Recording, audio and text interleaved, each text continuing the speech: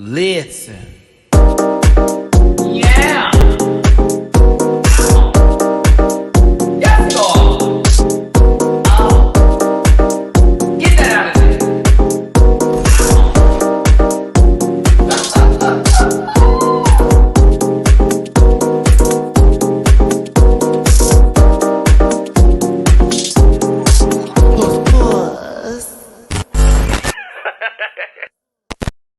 Hey everybody, it's your boy Matty Rants. Welcome to another good Sunday service of the panel here on YouTube and for those of you who are on Facebook.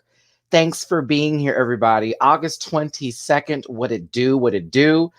Out of Leo season, goodbye, Blakeisha. And into the Virgo hood. So yeah, bitch. I'm just saying it. And then soon to be in Libreville, thank God. Hey everybody, I hope everyone's doing well today. I've had my libations. I'm good and giggly. I'm ready for the good, the giggle, the gag, and the goop. As we get into All-Star 6, we go over the cast list for UK because I did it myself, but I need my friends on this too. And then also there's some hot topics we need to get into as well.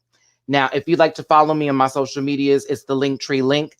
Click it, enjoy, subscribe, be there. Don't forget that on Monday, Wednesdays, and Fridays, we have these stereo podcasts that come up.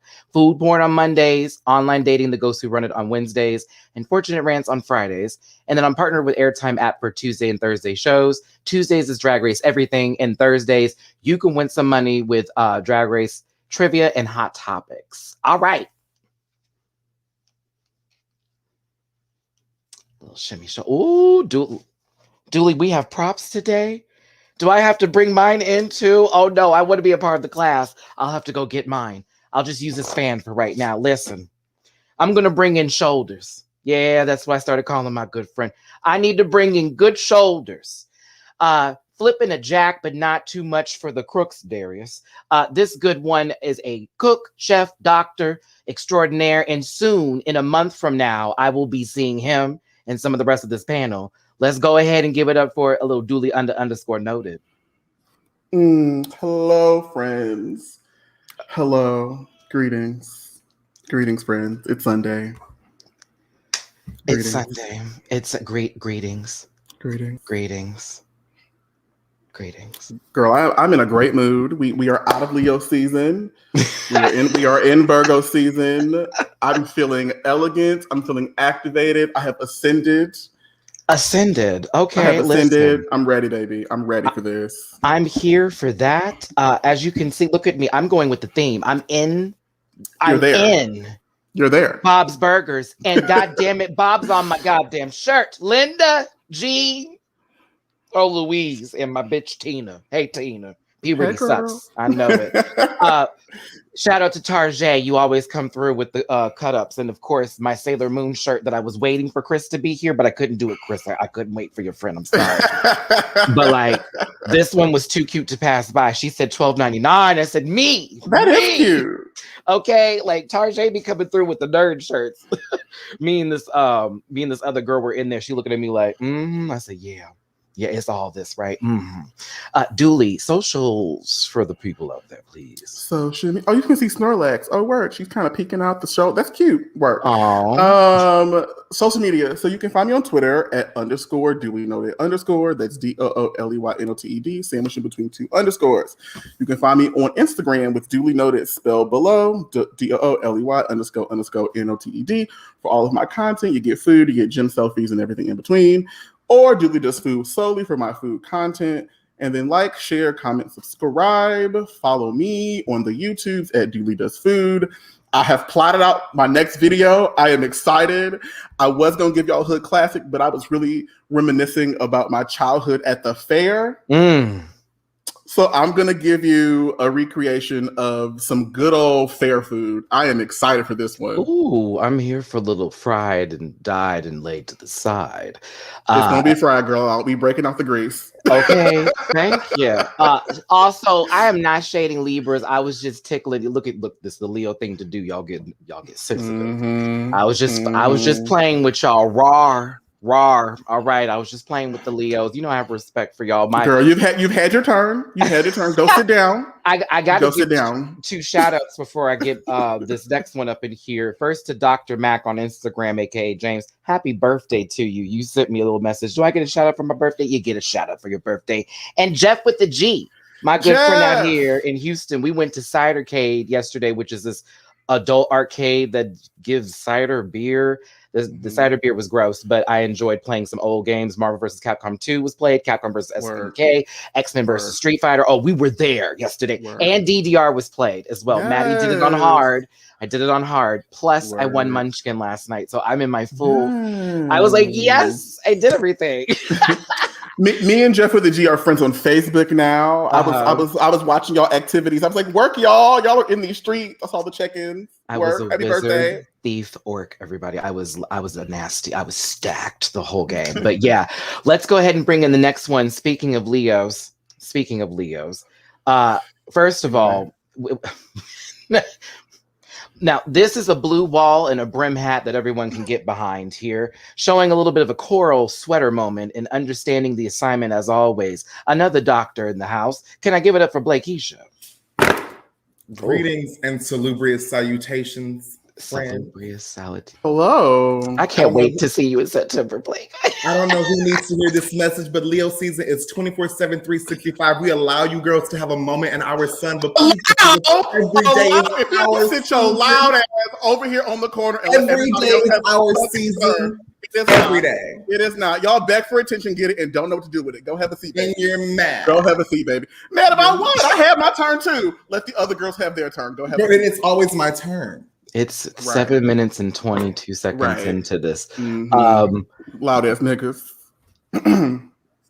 Blake, if you don't give your 2 social medias and let my soul return back into its body, just at this moment.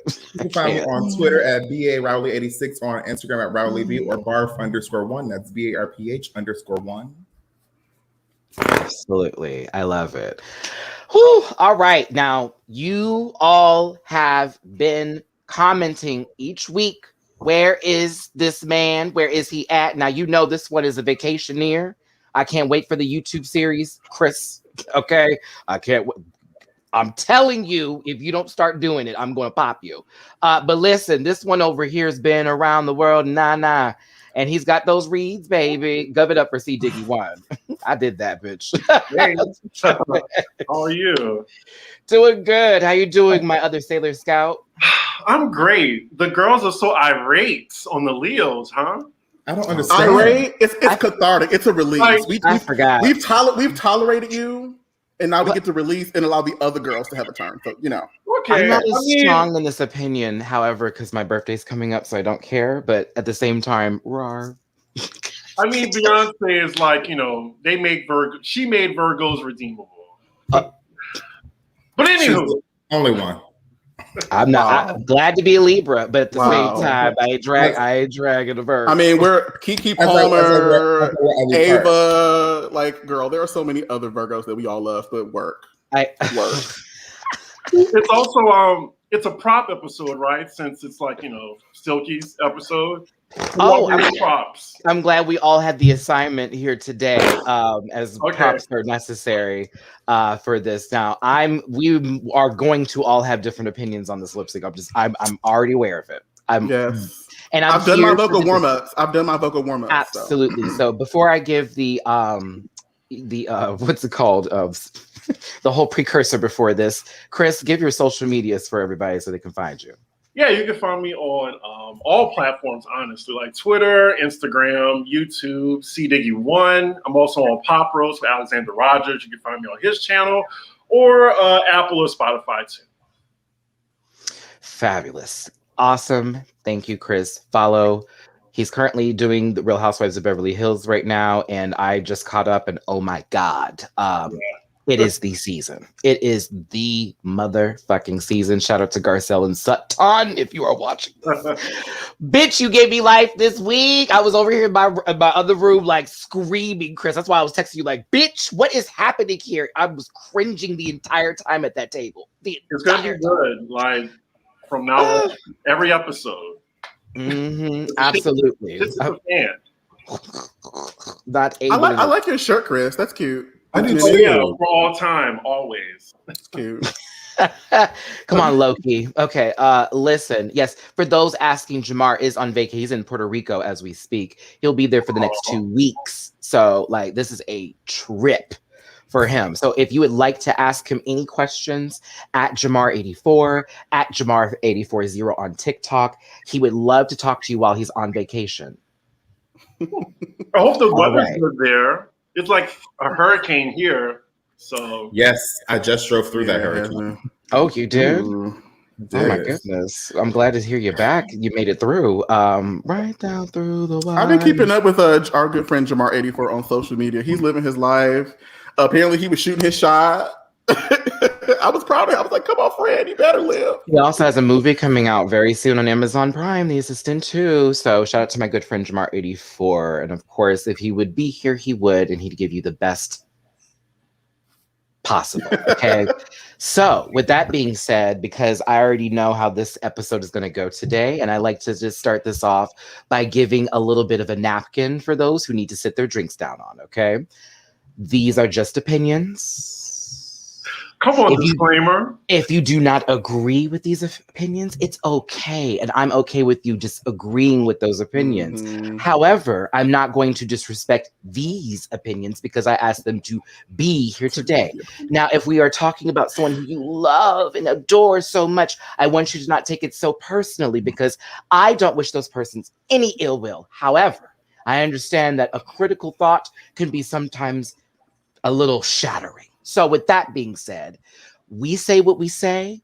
These are just opinions. Leave it there. And that's all. Okay? Mm-hmm. Fabulous. Chris, you'd admit we didn't have girls in the comments showing their ass. It has been a moment. It's been a moment.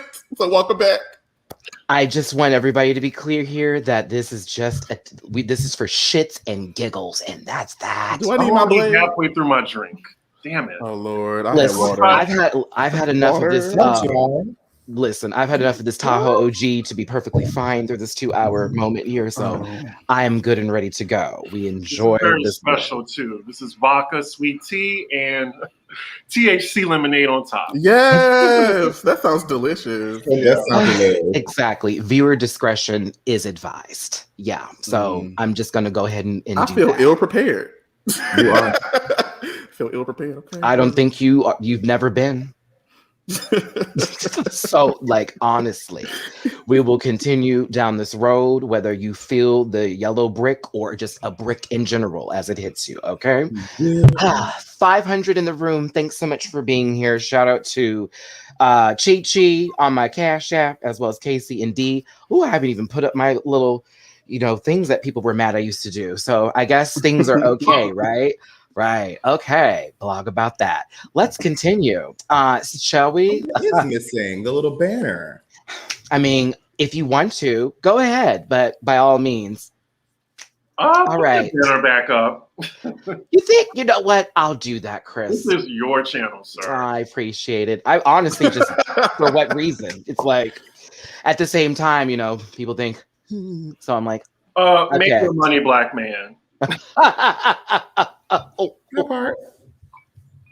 Ding. That's if y'all want to, but thank you. And my birthday is coming up, so low key. But And mine just passed. And Blake, you by all means in the comment section leave yours since you were gone and I didn't get your information. And I did the same for C Diggy. You did that on your birthday. So this old shoulderly bitch here too. So there you go. Equal opportunity in space. Sharing a screen is what I'm about to do as we get into All-Star 6 first. Woo wee. Now, I think we've all talked about how this should have happened in the middle of the competition versus this late. And I think we can just all agree on that before we even continue further going into this, right? Agreed. Okay. Absolutely. It should have been maybe the top 6 or 7. 6 or 7. And then we would have had a nice lip sync battle and it would have made more sense because low key, high key, all keys.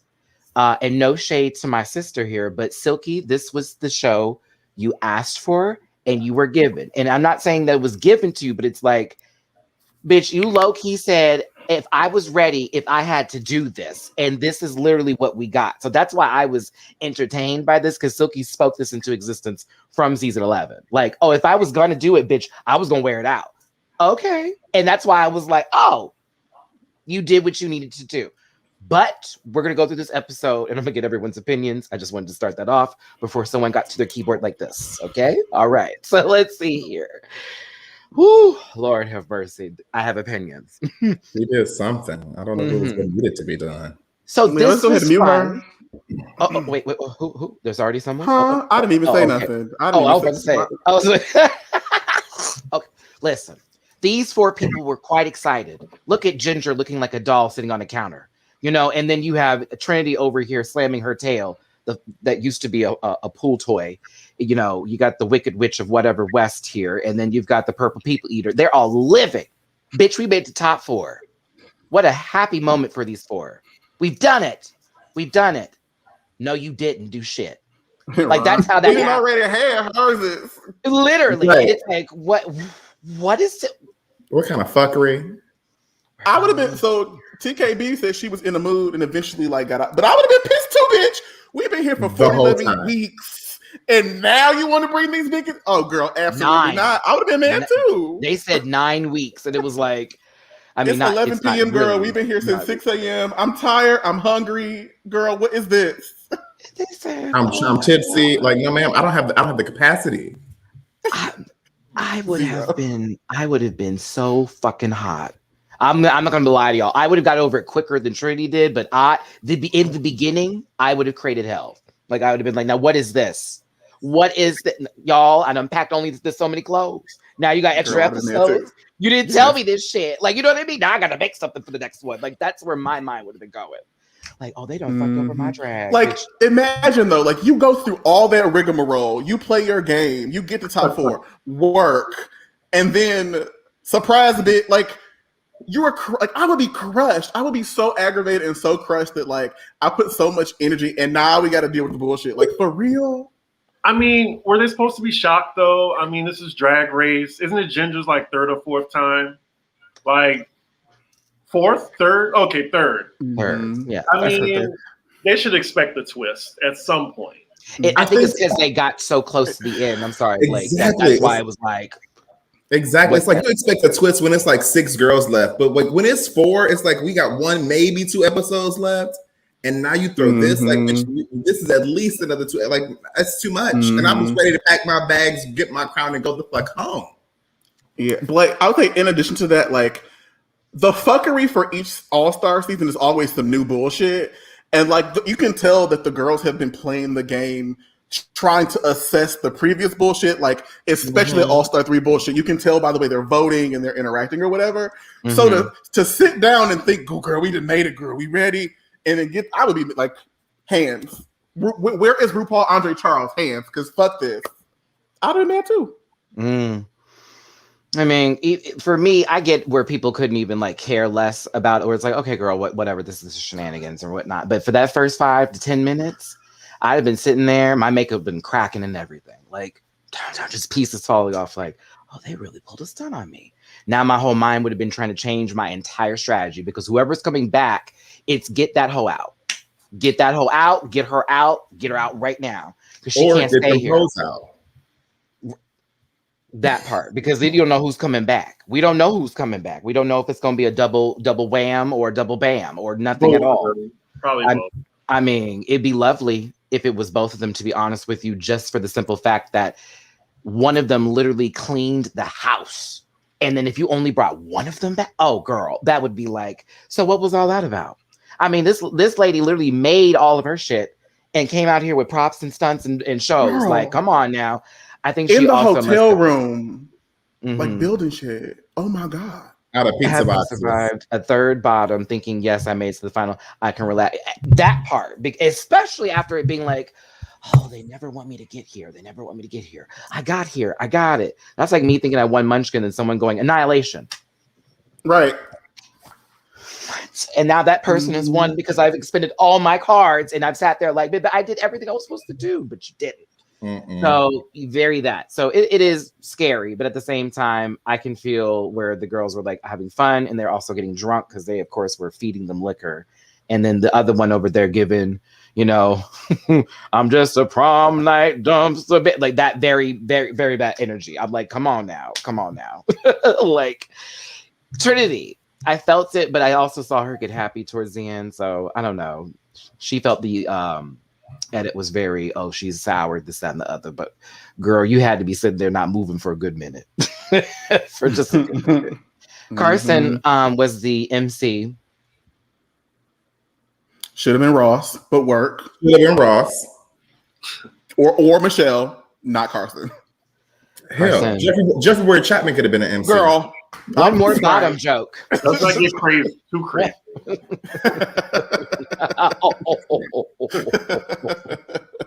One more bottom joke. One more really obvious fisting joke.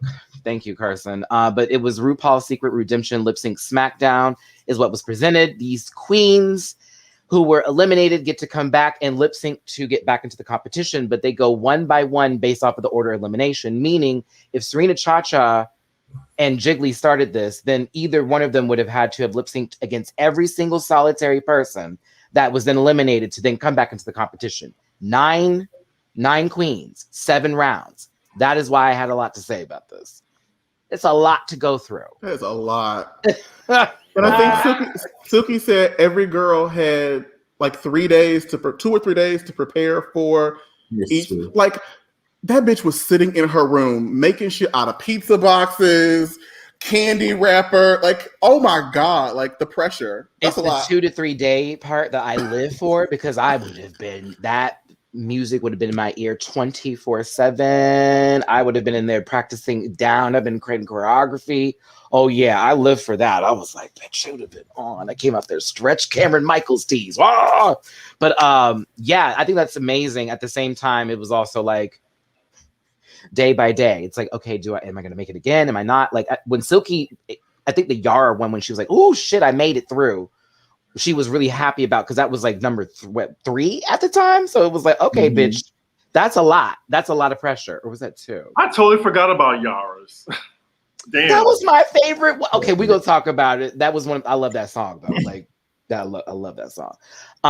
Let's get through this here. We know the rules. We know what's up. Because honestly, this was that kind of episode. Let's do it here. Of course. Oh hell no. Oh yes. Oh no. Oh yes. Hell no.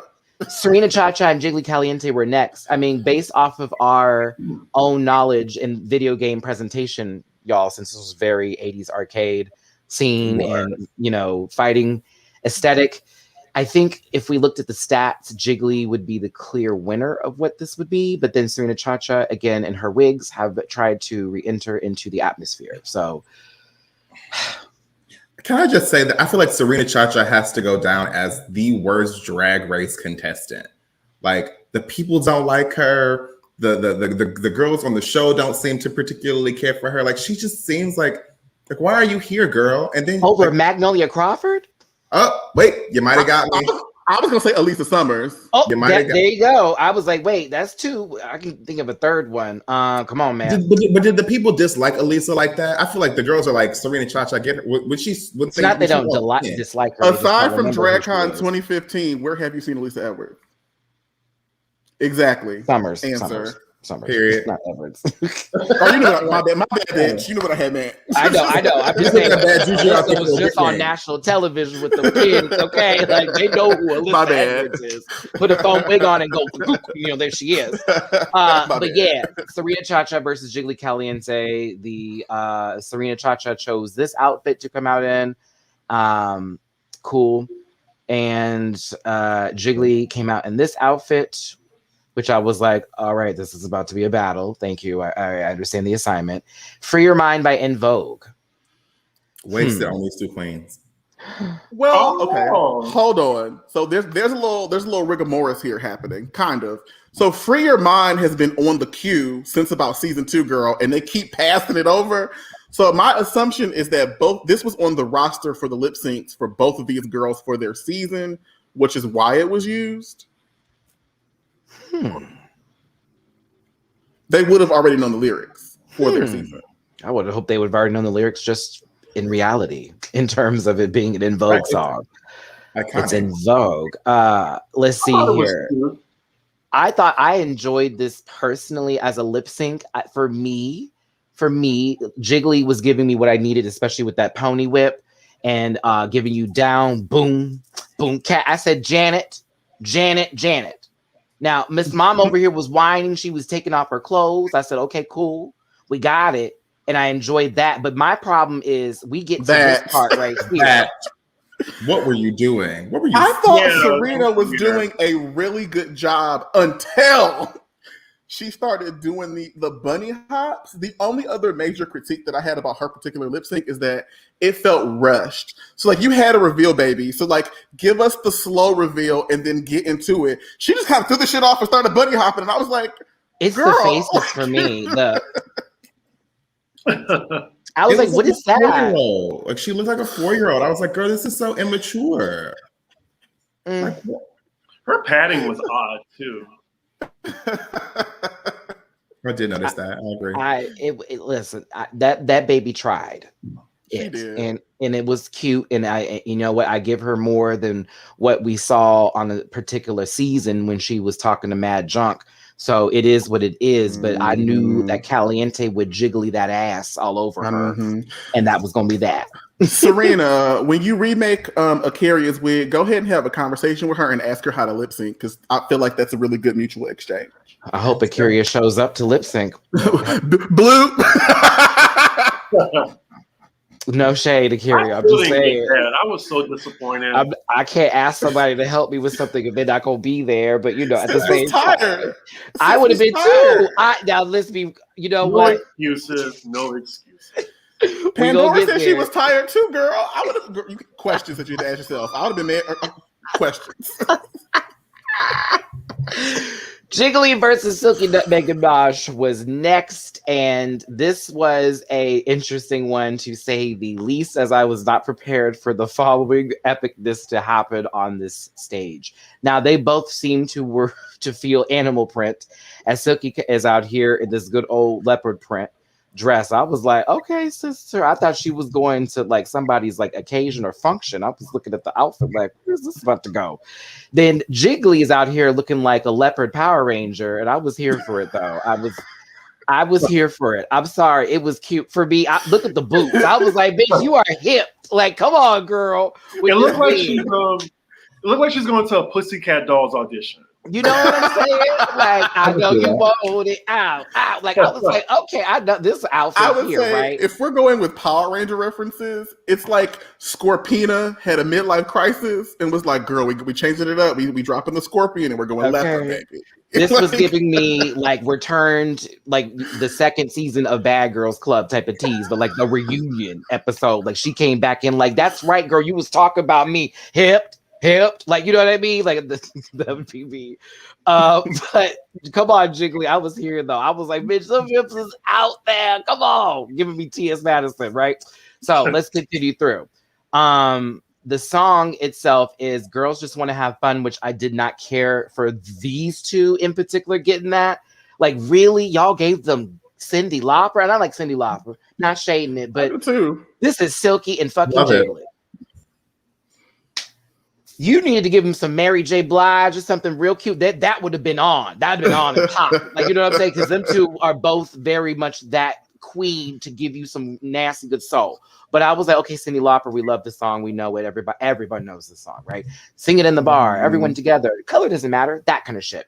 Anywho. Cyndi Lauper and Journey. That's it. There you go. And Queen. Because once that comes on. Queen. Okay, yeah. Galileo, just go in. Bohemian Rhapsody is that girl. So Bohemian Rhapsody. Lil Kim would have been. Oh, Lil Kim would have been it. Listen, now I was enjoying this as it started off, but I was like, Jiggly got this lollipop as a microphone. I was like, work reference to season 4, and you know, Silky was feeling her shit. But when I tell y'all. First, it was a glass or a plastic, nice looking like cup. I'm assuming plastic. I can't imagine having a glass on her titty like that and then throwing it afterwards when she was finished drinking it, right? That's the first thing. It could have stopped there. But she had a bag of fucking ice. Mm-hmm. Ice. That wasn't melted. It looked like it's still there, girl. All that heat. All that steam heat, girl. I'm surprised that shit's not melted. Is that bra lined with an ice pack? Like, let's be honest. She had an ice pack and then some. Or she froze like a water bra. You know what I'm saying? She clearly had the room. Girl, it was something. But I was like, not ice. I'm like, there's no fucking way. Then I clocked this ocean spray bottle. Spray bottle. Cran grape, was it Silky? Please tell me. Please, someone. What it look like?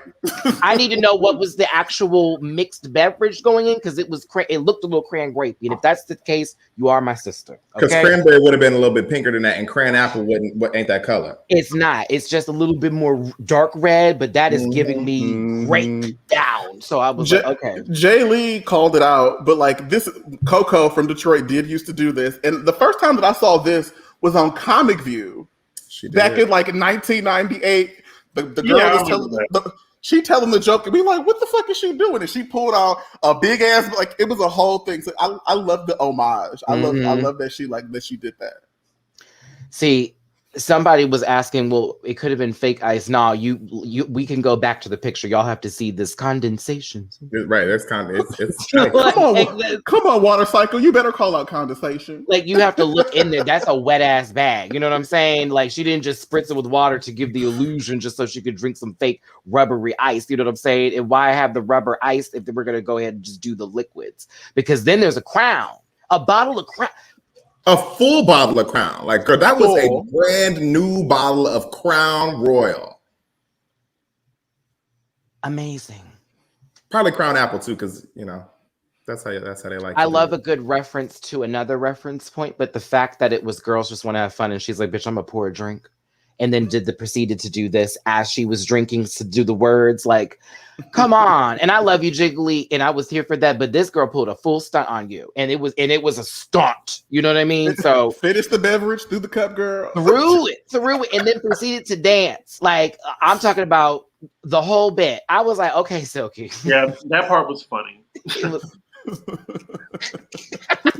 I really wanted Jiggly to do more, though. I was like, Jiggly, do something. Like, give me more.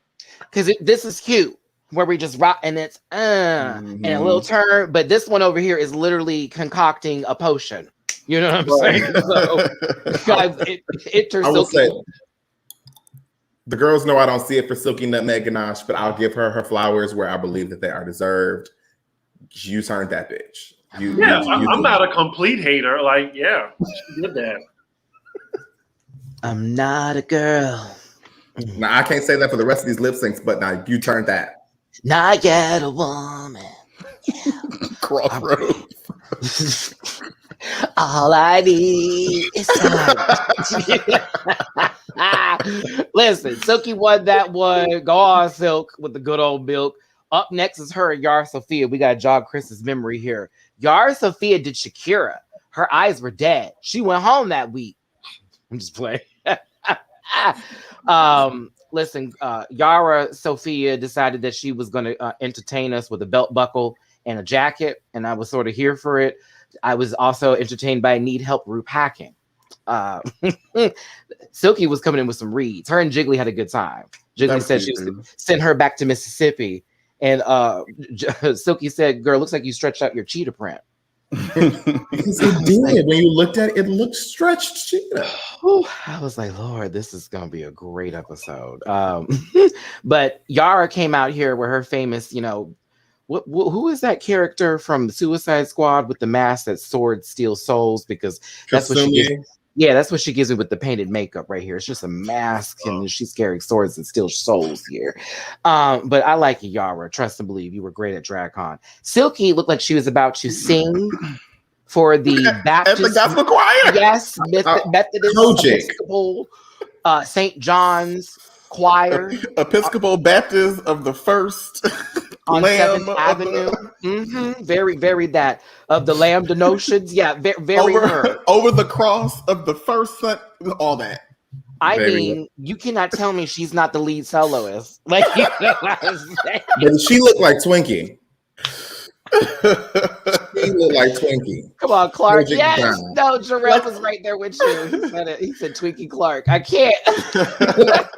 Like the pastor was like, okay, baby, I know y'all ready to get out, but we gonna call down Sister Silky to bless us with one more song. And she came down and her And she always complained, but she was really quick to be down there like it's nothing. You know what I'm saying? She starts singing before she gets to the stage. There's no mic on her. When the ushers gotta rush to her, like, oh, she always gotta do this extra shit. My body knows. Bury that. She touches people all the way up there. Go on, Reverend. She is a Reverend, low key. Yeah. So there you go. The Reverend Dr. Silky Nutmeg Ganache. I was here for it. So listen, the song was Taking Me to the Point of No Return by, what's the name of the group again? It's Point of No Return by Expose. Expose. There we go. Not Julie. He's like, you bitch, you know. This wasn't memorable to me at all. Oh, It wasn't. I understand that, like, between All-Star 6 and the 492 lip syncs for season 13, they had to save some money somewhere. But, like, if you're going to repeat a lip sync, it should not be an iconic one because Darian Lake did that. Like, it will be overshadowed. So, like, if he was going to repeat a song, it should have been one that somebody flopped. yeah, because Darian like wore that the fuck out. And it was like, ooh, like the bit she sat there with boom, boom, boom, boom, titty, titty, boom. Bah. I was like, wait a minute, sister, not all of this choreography up here.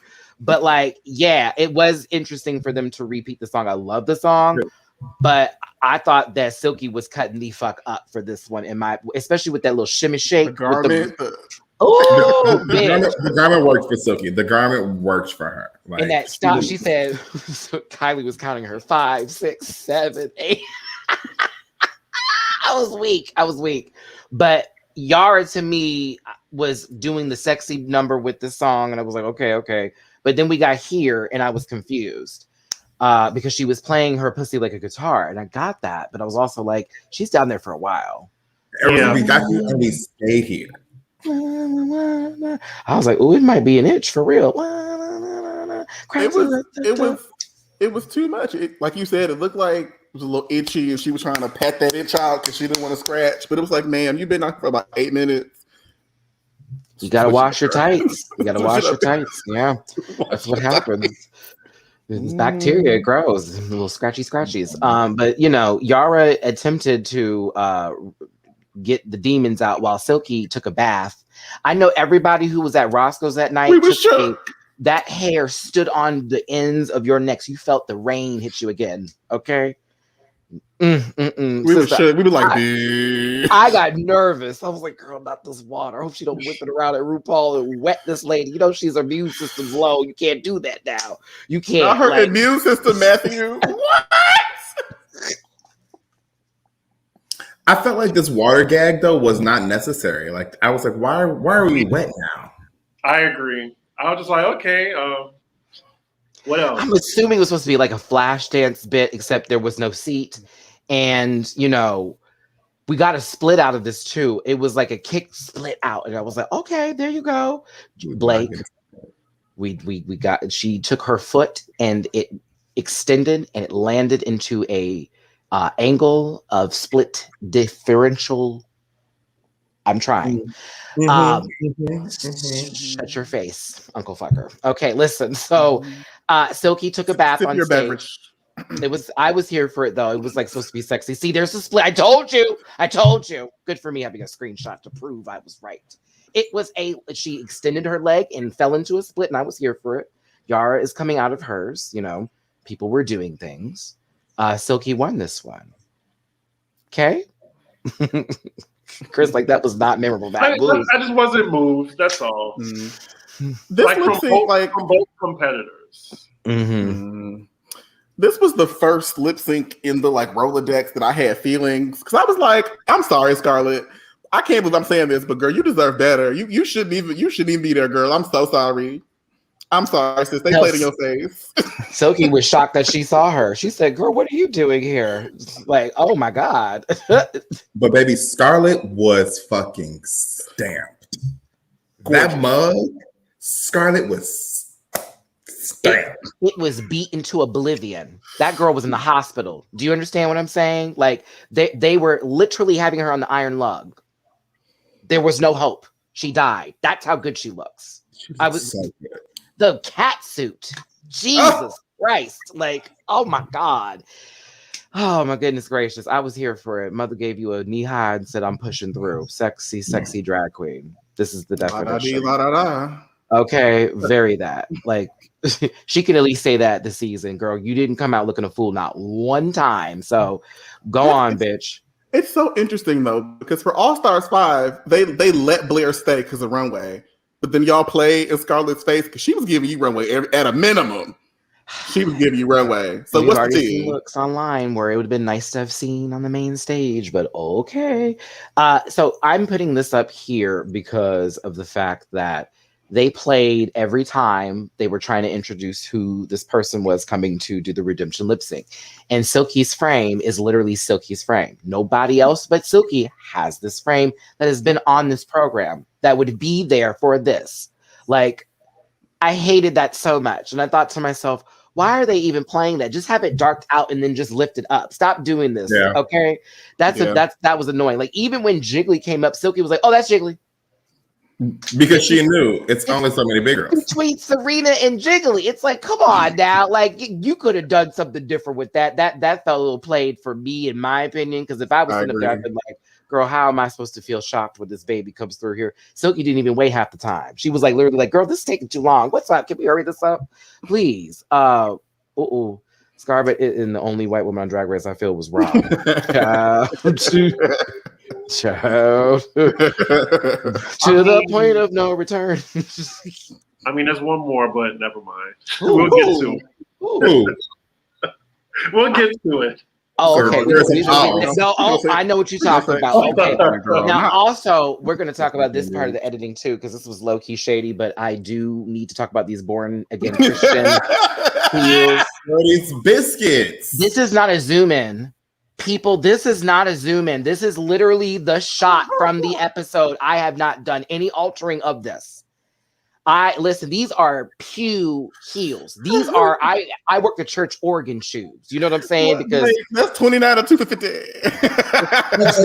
What's worse is, like 2 episodes ago, you were just actually in a heel. Like when you had that whole like leopard outfit. Because we saw you in a 3-inch heel. What is this biscuit on your foot? These were born again. These are Jehovah's Witnesses, bitch. It's a girl, like 7 pounds, 2 inches. Like, bitch, like, I'm so sorry. She was lost and now she is found through amazing grace. Like, that's what this is. I have heels higher than this. I could hear these heels. Mew. Why do they call them biscuits? Because I really don't know. Oh, I don't know why they call them biscuits. I just started calling them biscuits. I assume because they don't. I assume because biscuits don't rise that high. I assume it's because of. That would make a lot of sense. I call it a cookie if we really just want to go there. But like, I love you, Silky, but I know and I trust your opinion on you knowing your body and everything with moving here. If you needed to move the fuck around and those are the heels you needed, go on, sister. But when I say take me to the water is what these shoes are giving me. These shoes knock on your door at 8 a.m. is like, can we share the work of God with you? Like, that's this shoe. They're knocking on your door at 8 o'clock. These are Wednesday 9 p.m. choir practice shoes because you were late to the Bethlehem Church of God Christ Incarnate over here on the Webster Street location. I'm telling you, God bless you. I'm going to move on. But when they showed this shit, I said, in my reaction, y'all saw it. I was like, they ain't shit for this. They ain't shit for sure. And Kylie pointed out, she was like, what them shoes Silky got on? What did Raj just say? That was from the Ginger Mitch collection. Girl, here it is, Tisha. I'm here for this. Bingo shoes, bitch. Yes. Come on, Auntie Joyce, a light little cliffhanger, okay?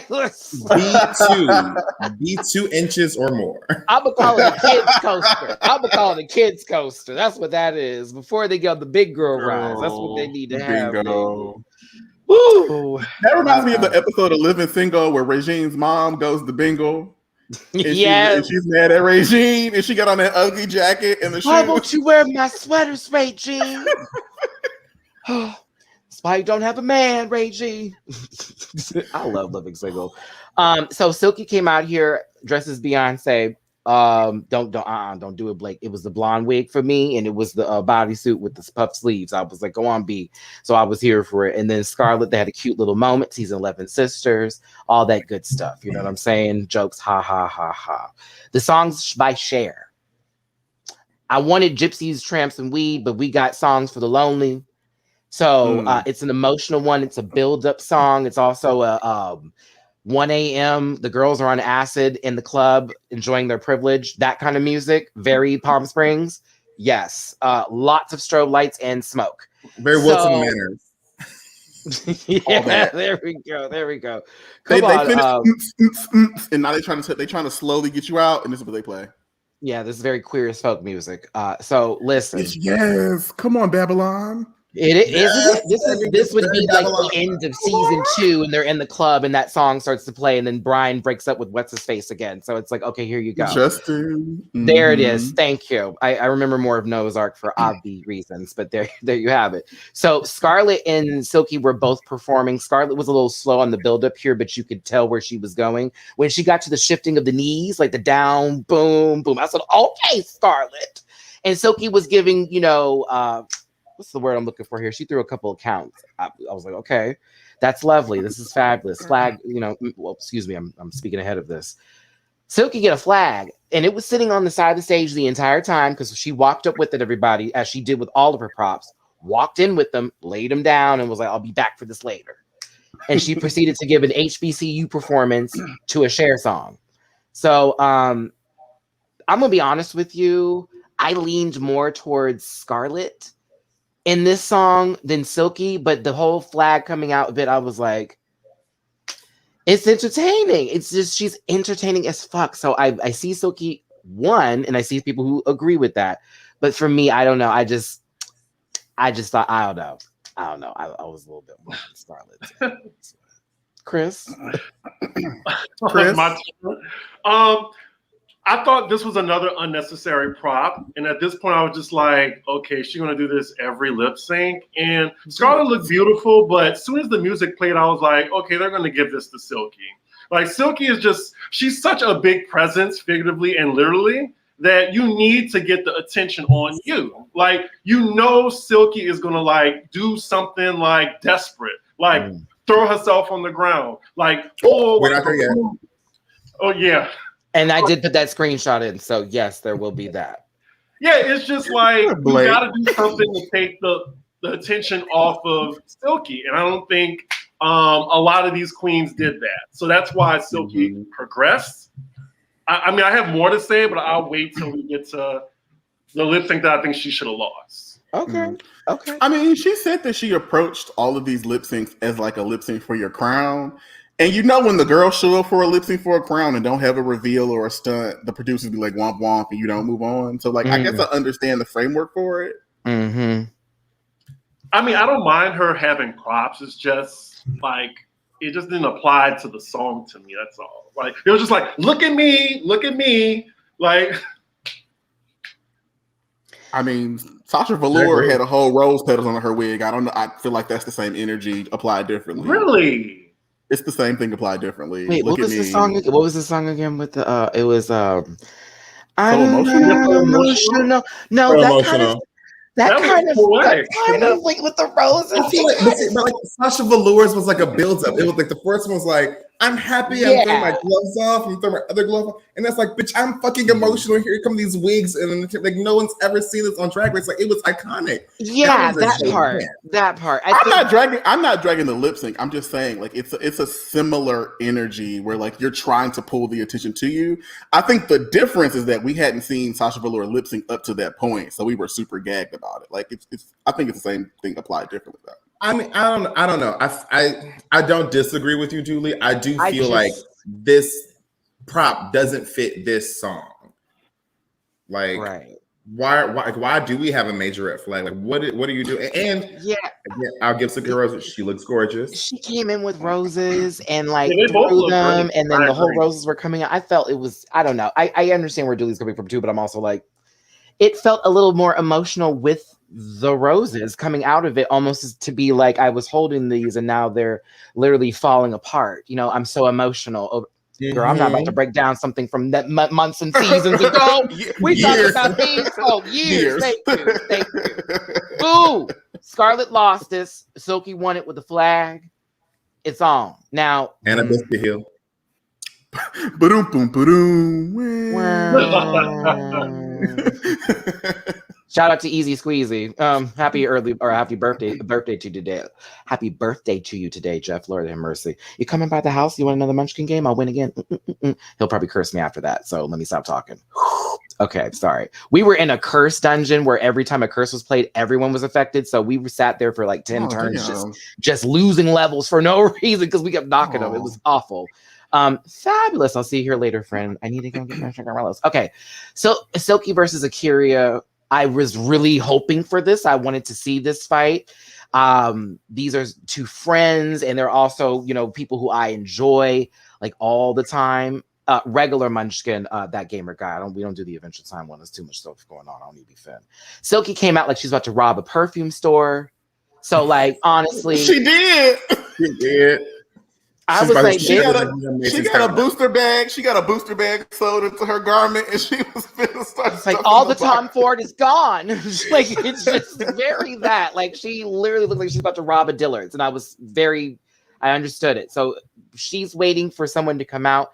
They actually lifted up the entire curtain. Nobody's there. And it was like, what the fuck is going on? And we end up finding out that Aquiria has decided not to come back to the competition. What do we think about this? I'm disappointed, but I understand. Like, right. Especially it's the way that they kind of used her and her story throughout the season. They really kind of used her for storyline as like juxtaposition to other girls. Mm-hmm. And so she was like, bitch, y'all not gonna have me get on stage and do this again and then break my heart. So I understand like why she was feeling raw about it.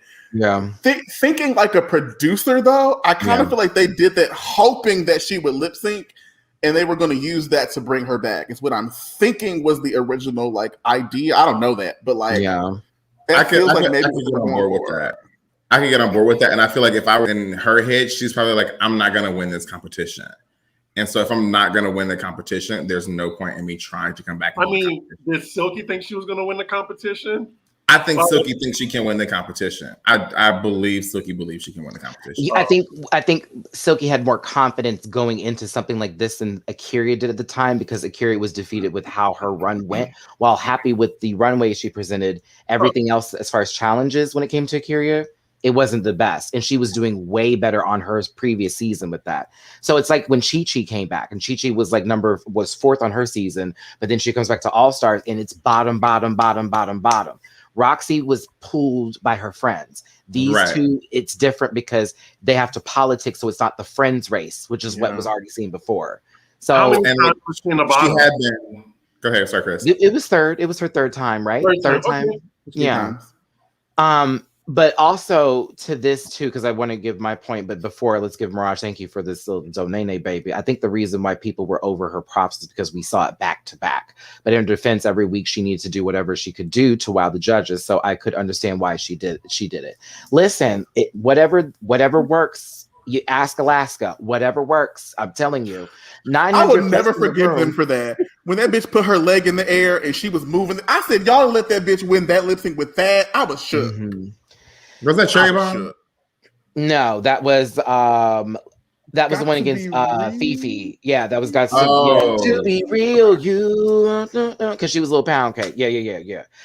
900 plus in the room. Thank y'all so much for being here. That's awesome. We appreciate y'all for tuning in to the panel. We're on All Star 6 right now with Aquiria. Here's me. So I can get Aquiria, but if I'm like this guy who loves to perform, regardless of me losing or not, it's another chance for me to go on that stage and cut the fuck up.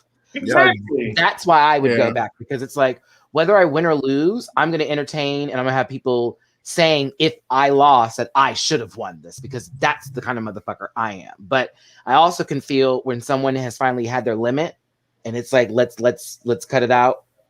This is what happens. You know what I'm saying? So I'm here for it. I get it, Aquiria, but damn, I wanted to see you perform. I wanted to see that because I knew she would have worn lips, or she would have worn Silky out. Especially this song. Like, oh my God. I hear that, but then I go, this bitch had two fucking split level looks on underneath her. I'm a rob this perfume, Macy's counter. Like, look, like, honestly, I was very impressed with the fact that she kept the whole side to side bit too. It wasn't like I'm gonna sit here in the middle and forget what I'm doing. No. She continued to make sure she flipped. She was Barbie and she was Ken. She was a Barbie and she was a Ken. Okay. You got to say that from the dollar store stuff when you find a girl. You know what I'm saying? Like it's a Barbie. This is a Ken. It's not Ken and Barbie. But I thought it was entertaining. I was entertained. This was entertaining. This was fucking hilarious. I was like the whole time. What would Aquiria have done against this if she didn't have something like this put together already? Like to think of dual looks, because this is like RuPaul loves this shit. She fucked herself on the floor. Like I could see her doing like Nicki Minaj, Black Barbie. Like really killing it. I'm sure she's a performer. I mean, we've seen her do it. It would have been lovely, but it would have been lovely.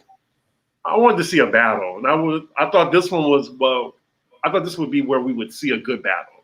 I feel that. We would have seen a good battle, but I think just on shenanigans alone, Silky probably would have still taken the battle. Give it for the flat and then the best.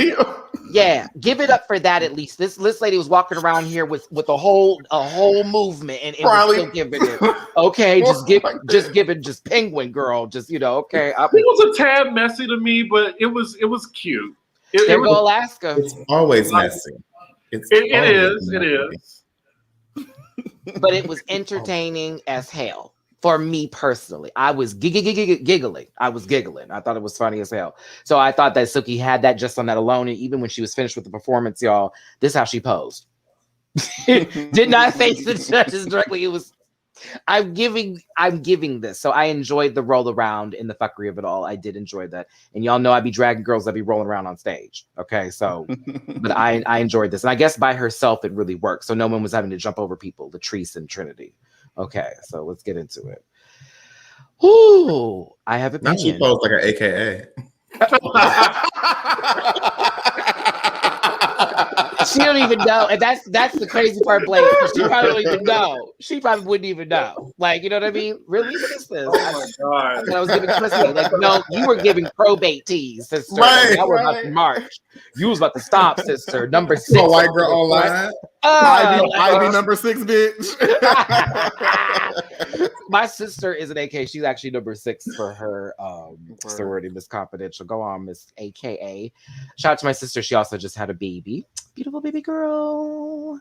I'll be an uncle soon and go over there. I've been giving her space. I'm like, I know you just had this child. It's your first. So I'm like, you take your time, okay? Jan, Silky, what's the tea? Jan came out dressed appropriately for this, but the wig was not attached all the way, which I knew a reveal was in store. You saw lifted lace. It was like Jan, she's a man. When Silky came out and said that shit, it was over. Jan, she's a man. I said, Jan was clearly still pissed off. She was cool. Not Jamie. What does Jan know about pearls? Stop it, Jamie. Because chains and whips excite her. Okay. Listen, Jan was, like Dooley said, still not girl. The way they just did me, not okay. So I'm here to prove something to you, and I've prepared for this, and that she did. So Silky comes out here, child. I didn't know what the song was going to be when I saw this coat. I got nervous. I missed the guitar the first pass around. I missed it. Do you see it now? Right. So I missed it. Gave this screenshot on purpose to show y'all, because they were really trying Silky online about, oh no, she had this and that. They gave it to her. No, this bitch carried it out and then literally laid it down, and it sat just there the entire time until she wanted to use it, which means Jan didn't even come in that area to fuck with the guitar. Girl, I would have been moving shit. I would have went over there and kicked that bitch off the goddamn. I'd have picked it up and used it for my own shit. Oh, girl, Right. you would have played with me. I got your prop hole. Like, oh yeah, we would have been fighting after that. How dare you? I won. But like, no, I wouldn't have done that, girl. I would have just been better.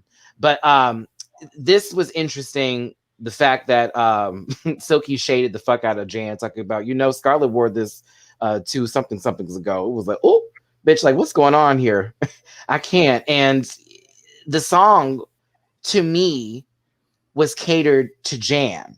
It was. If I'm being honest with you, I think I said suited in my review, and I still stand by it. But let's be real. I don't think they wanted Silky to win this one, or if she was going to battle, she was going to have to bring something different to the table. Because when I tell you, and I'm going to be real with you, I thought Jan was cutting the fuck up. I thought so too. I was like, okay, she's when that wig came off, it was on and popping. I kid you not. And I'm not Silky. I will give you this. I was still like, okay, Silky's doing the thing. But Jan had my complete attention. Like, she was like, I could feel the energy. I could feel like all of that power behind it. And I thought, this Jan about to be coming back in this competition. And for that alone, that's why she should have won. Like, it's very hard to take the attention off of Silky. And Jan had my attention. Like, Jan should be that angry all the time, or else I would go down the industry and see her. I want her to be mad like that all the time. There it is. Thank you, Chris. And what Surf Noir is agreeing with you with, emoting. And that song is very like, you're a heartbreaker. Boom. Like, you're supposed to come on in with that shit. And you want to mess around with me. Like, give me.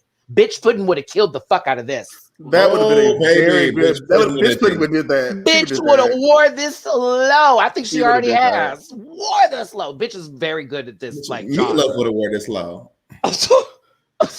Like, seriously. And she did break the light on that slide. You know what I'm saying? Mama went a little too far. It was like, RuPaul was like, and I have to fix that now. So she will not win this. Oh, come on. You got enough money from the earth. So listen, like, Jan was doing the thing, but all of a sudden, Silky pulled that guitar out, the pizza box guitar, and went in. It was the whole guitar solo part. So it was like, okay, this is now, whoa, we're going here. It wasn't that strong to, like, beat Jan up to me. With them biscuits that she done had on for 3 weeks. Listen, if they were still fresh, Blake, okay, if they were still eatable, if you could still put some butter on them and not break a tooth, that's what she was gonna do. Okay, I wasn't looking at the biscuits this time. I wasn't on the plate. I was looking at other things on this arrangement. Mama went from having this big old coat to giving you, this blueberry that's playing the fuck out of the guitar. You know what I'm saying? Like, I was here for that. Like Violet Beauregard. I'm telling you, Violet Beauregard is pissed. You know what I'm saying? Listen, Jan was cutting the fuck up for me, but Silky brought some sort of entertainment level with this guitar. Like, and get us the detail though. I'm like, Silky, you did this in your hotel room, even for what it's worth. This house, hey, gotta give it something for that. So, what if there was still cheese on the box? And that's just what I just thought about that. Not send Chris to the audience. Who said that? Shut your face. I'm gonna keep it cute today. So shut your face. I can't. She broke. Keeping it cute right now. Girl, no. Anything like bad in my opinion. Say what you want to say, girl. Say what you want to say. I gave a whole disclaimer before this, so you could feel your best fantasy. I've been cutting up today. I don't know what you're talking about. You have the floor, Leo. You have the floor. It's your turn. Thank you, Virgo. I'm a Taurus. Thank you. But yeah, like I said, I didn't even hear. I'm sorry. I didn't hear what he said. What did you say? He said I'm a Taurus. Are you a Taurus? Yes, baby. Can't you tell? I'm a Virgo the way you caping. I mean, I have taste. Child. Anyway. With Silky, I mean, I was like, at this point, I was like, okay, they're going to carry her to the finals again. So I was just over it. Well, listen. After this, I was over it. I was like, okay, who's gonna beat her now? I mean, not Pandora. So it was either gonna be Eureka. I mean, all tea. No shade, everybody. I got agree with Chris on this one. Blake, did you feel that? Pandora had no chance in hell. I was like, girl, you could have brought Pork Chop back. You was not gonna survive a lip sync, Pandora. Like, I'm so sorry, baby. I love you. You are not going to make it. Pandora could have came down on the ceiling upside down, bitch. We would have been like, that was cute or whatever. I don't know. It could have been Sammy Brown singing "We Break the Dawn." Like, you were not going to make it. I honestly want to hear from the audience. What could have Pandora done to win that lip sync? Pandora Box would have had to use her hole to like frack. That's the only thing that she might. Pandora would have had to take shit on stage. You would have had to do something, baby. Maybe Charlie Hides would have got there and wore your ass out. With a broken rib and a body full of diarrhea. Can we just skip the Pandora one? Like, it don't even make sense to comment on. It does not make sense. That's not okay. We gotta talk about it. It's not. Pandora would have to like take her tuck out or something. Poor like Pandora. Man. Okay. Look, we can agree that Pandora looked good as hell, though. That I can agree with. I thought she did look good. She was beat, and I thought the outfit was right. I thought, okay, Pan, this is very good. This is very good. Now, when Silky walked out in flats, I was like, well, I guess this is over because this girl got on flats. Pandora, you would have to have on like rocket shoes to win at this point. Give this girl a hoverboard. Something, baby. Woo! So, excuse me. I'm sorry. What number is this? Is this like the sixth? Ariana Grande. Oh, this is 6. This is 6. Yeah, this was lip sync number 6, meaning that Silky. But five of them with Silky. At this point, I'm fatigued. That's all. Oh God. Okay, listen. Pandora would have had to give birth to Diana Ross on stage. Like, it would have had to be something real extra. She doesn't have the range at all. I think she did a good job, all things considered, but it was like, I'm sorry, girl. I'm so sorry. I'm trying to think, like, what could she have done to pull this away from Cody? Probably Cody. You know what? That might be tea. That they were like, let's make sure not to give Jan the Ariana Grande one because Jan would have wore that continuously low. Like, that girl lives and breathes that lady with that one hairstyle. Oh yes, go on. Ponytail. That's it. Wait. The braided ponytail. Oh, excuse me. Someone took their fingers and twiddled deed in her head, and then all of a sudden it's the same style with the braid. God bless her scalp, because I know that the Nickelodeon days fucked it over. So now back to Silky giving us her best. We're dancing on stage for the MTV Music Awards to Juice with Lizzo look, because this low key is it. If we're gonna keep it honest and real, when I saw her, I said she's about to be a backup dancer. They'd have killed it. They'd have killed it. They killed it. Anywho, the song was focused by Ariana Grande, and I was like, come on now. This is Silky. Like, come on now. I love you, Pandora, but when I tell you that this lady counted around you, like, I don't know what else to say. Like, you had some cute jokes, focus on me. It was like, okay, that's cute. But Silky, focus on me the whole time. Hoop, what do you want me to do? Like, what do you want? What? Pandora needed to be doing like "Come Rain, Come Shine." Like, you needed to be giving me like something like that. I need the old school, like Judy Garland. Like, maybe you would have had a chance. Probably something very Broadway. This and another. I mean, Silky was cutting up. We got the skirt off at this point. Pandora's still walking around, giving little pose and sexiness. But then Silky did the Silky Slam, and after that, it was a wrap for me. It was a wrap for me. Please send me that. Please send me that. She did this shit in the previous season, okay? And it was next slide. It's the kick out that Kennedy Davenport does, in case anybody's like, well, what does she do? It's the kick out. But when Silky is just, boom. Eureka's done it before too, all tea, okay? But it's just the fact that, and I'm wasn't even trying to be shady because I was trying to catch it in the back form of this, but that was literally when I did the whole doop. It was like, oh, well, there it is. But Silky wins because Silky once again was cutting the fuck up. Pandora, I love you so much, but it was just not meant to be. It just was not meant to be. I have a question. So at this point, would you call Silky a lip sync assassin? No. I would.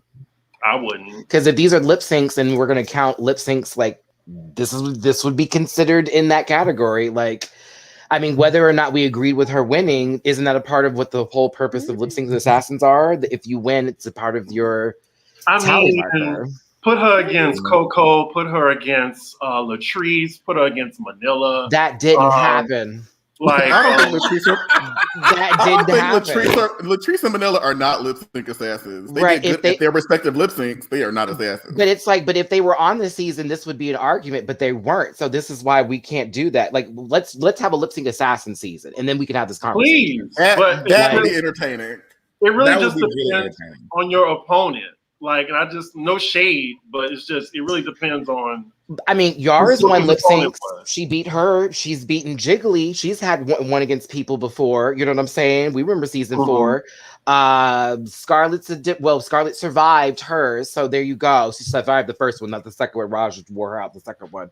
Who else she went up against? Well, Pandora never had to lip sync, so that we can omit that from the register. Pandora lost her lip sync. Oh, that's right. Against Black Veil, Jujubee. Jujubee. Jujubee was sweaty that day and drunk. That's right. She I remember. Drunk boots. Pandora went home on if I remember correctly, the Rock Challenge.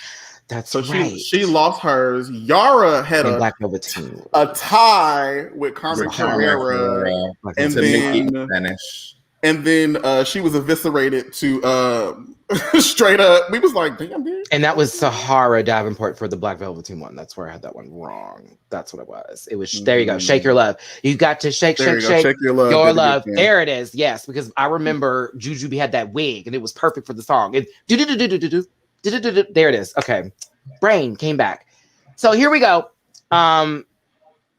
Carson makes a big girl joke and says no pun about this being a battle of epic proportions, and it's like you can't say it and then go not it. Like what the fuck? So I really hated that. It's just like this is the thing is, had he not said that, I wouldn't have even registered it as a big girl joke to me. I would have like, I would have waited for them to have the moment because I figured it was going to happen when they saw each other and had to lip sync, just like how Jiggly did, my big sister, because that's what you do, support. But here comes Carson with his leather handbag of a tan, talking about, oh, here comes this proportion girl.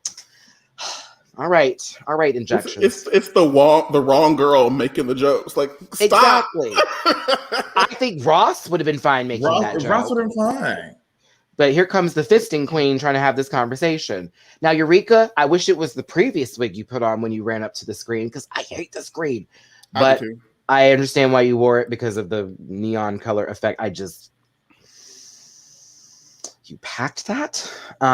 So yeah, that was my thoughts on your Marco outfit. Then I was so confused. I was too. I was like, is a Missy song coming? I was That's what I thought, Chris. I thought God. the same thing, Chris. I thought the exact same thing. Right to God, it was a Missy song. Oh, I was like, yes, we get Missy. This ought to be entertaining. Okay. Like, sock it to me, please. And she got duct tape on her outfit. Girl, beat me 911. Something. Pick Are one. those sour cream and chive chips? Because I'm assuming by looking at the bag that they're in. I feel it's a sour cream and chive chip. Very sour cream and onion. Chips now. I'm so hungry. I couldn't believe. I said, she came out here chewing on these chips. I said, she better not lose this. You know what I'm saying? I was like, girl, you snacking? I'm nervous. I have a hypothesis, Matt. Oh. This might have been her Super Bowl outfit. She was probably going to do Missy for the Super Bowl, which is why she had this in her bag. Silky, if you are watching this, it'd be lovely, lovely, my sister. Ooh, I hope she's watching this. Lovely. These are opinions. These ain't facts. Baby, we will still tip you when the world reopens for real. Exactly. No, listen, Silky knows. Last time I talked to her, even with DragCon, she knows of what we do here, or what I do at least. You know what I'm saying? I got opinions on it. That was directly after the season. I dragged her and then spoke to her directly. It was like, I didn't know you, sister. I didn't know you, honestly. And we talked for a good little minute, and then we interviewed her. So she's great. She's good people. She's really, really sweet, y'all. Like, honestly. I had a really fun, great conversation with Silky. She wished a relationship. Like, she was like, yo, you got a man? I wish you well. I was like, girl, I'm just talking. She's on Clubhouse a lot. Mm-hmm. Really? Is that still a thing? I know, right? But I remember when I was on it, she was...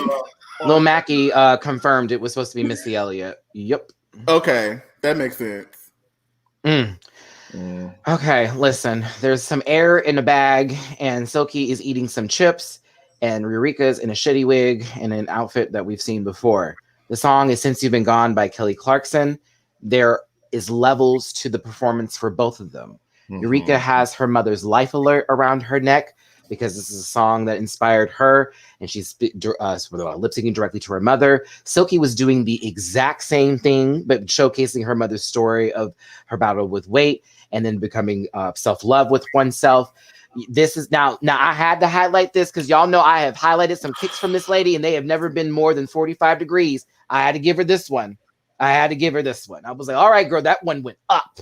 but I also was like, it's that same boom up, left, right, turn, boom, cha cha. That it's like, girl, I love you, but fuck, it's the same routine. And don't forget the pussy swiffer. Thank you, Blake. I was like, don't forget to fall into a split and sweep the floor with the hoe. But I gave it to her because when that kick went up, I said, "Oh sis, that one went boom," and I was like, "Ah!" You was feeling it and stretched that day.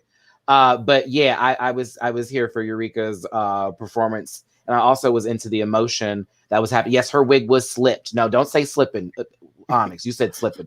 Slipped at the end of it. That sucker was backstage, girl. Like she was in the Interior Illusions Lounge from a couple seasons ago. Okay, it was giving me Alyssa's shoe on the Whip My Hair lip sync. It was the same energy. Energy. Her donkey kicks aren't nothing more than little pony kicks, honey. I'm just gonna be honest with you with that one. The girls, I can do a nasty donkey kick, so that's why I'd be like, if you're gonna give a little my knee hurts kind of movement, no, that's not gonna work. I'm so sorry, but her donkey kicks be My Little Ponies. Now, Silky's working out. She's in here. I feel like this would have been more appropriate for like physical or new attitude or something like that with this number, but she was doing the best that she could. And then sister ends up, I'm so sorry to show it like this. The clothes got stuck. And she's like, fuck it. I say, I wish you took time just to take it all off. Just take it off because it looks, on top of her being a sloppy performer at IMO so often, to get stuck in your costume and then like it looked like sloppiness. But what I hated the most is that this is at the last part of this. Yeah, it was unfortunate. I hated that for her.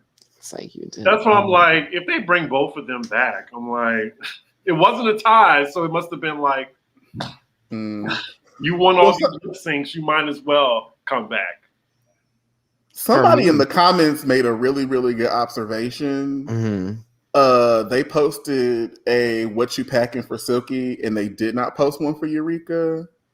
So I think we have our answer. Yeah, well, that makes sense. That's it. Yeah, that kind of just gave it. Thank you. Yeah, because why would they do something like that if they're going to go ahead and do it again? Correct. Somebody getting fired, but they probably should have posted them both. Yeah. Posted them both. Yeah. Or they probably shouldn't have posted them at all. I didn't see it. You know what? I'm still going to wait and see what happens because it could be a fake out. TV shows are good for that. But at the same time, I felt in this moment like, girl, you was since you've been gone, your clothes were still stuck to your ankle while you was dancing. So I felt bad for sis. So we will see what happens eventually here with this lip sync words. And that was the episode, everybody. So, I mean, at the end of it all, this was a cool twist, but do this in the middle. like this was really late in the game. Look at these four. This feels ridiculous. Like, I'm sorry. I still can't let that go. It's like, why? So while I enjoyed the chicken, I thought it was lovely. They need to do when they did All Stars 4, the Lollapalooza. That needs to be a mainstay for All Stars. All the time. All them bitches was shook because they was like, girl, they might get my spot. Everyone participated. Everyone participated. That's what it should be. The girls who were still in it had to prove their worth through lip syncing, and the girls who then came back had to show you should have never let me go in the first place. I agree 1,000,000%. Yeah. The best part of that season was that. Oh, girl, when legs was legging, we was like, oh, bitch, we were not expecting that. We were gagged. That should have been the doubles. I know we didn't want to see no more. She said one shot of adrenaline and said, I know we did not want to see no more Gia, but that should have been the double save, girl, because they was both out there. I was like, bitch, gagged. Such a good one. All Stars 4, yeah, but All Stars 6, you've been that girl. Let's see what happens with these shenanigans here. We're here for it. We love a reunion too. It's been so long. I feel like during that we should be playing the America's Next Top Model music. Dun, dun, dun. Dun, dun, want to be on top? The face disappears. I can't.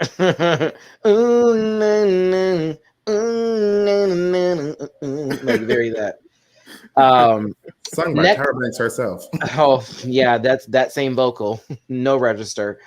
RuPaul's Drag Race UK has decided to grace us with the queens that are going to be on this season, including one of the previous queens from the last season, which is Veronica Green, has come back here. So we're going to just quickly go over some of these by showing you who is a part of this cast. And I'd like to get my panel's opinions on this, as you've already seen my review in reference for that. First up is Kitty Scott Claus. Kitty Scott. I love saying that. I thought that she gave me a more refined version of Candy Muse. I don't know nothing about Kitty Scott Claus, but I was like, just on appearances, I was like, oh, I feel like this is what Candy Muse thinks she looks like. I haven't seen, this is my first time seeing this. There's like a Meet the Queens for this. Yes. Oh, okay. I didn't see it, but she looks pretty. Good. I get a fresh opinion of you. I'm very excited for Kitty Scott Claus.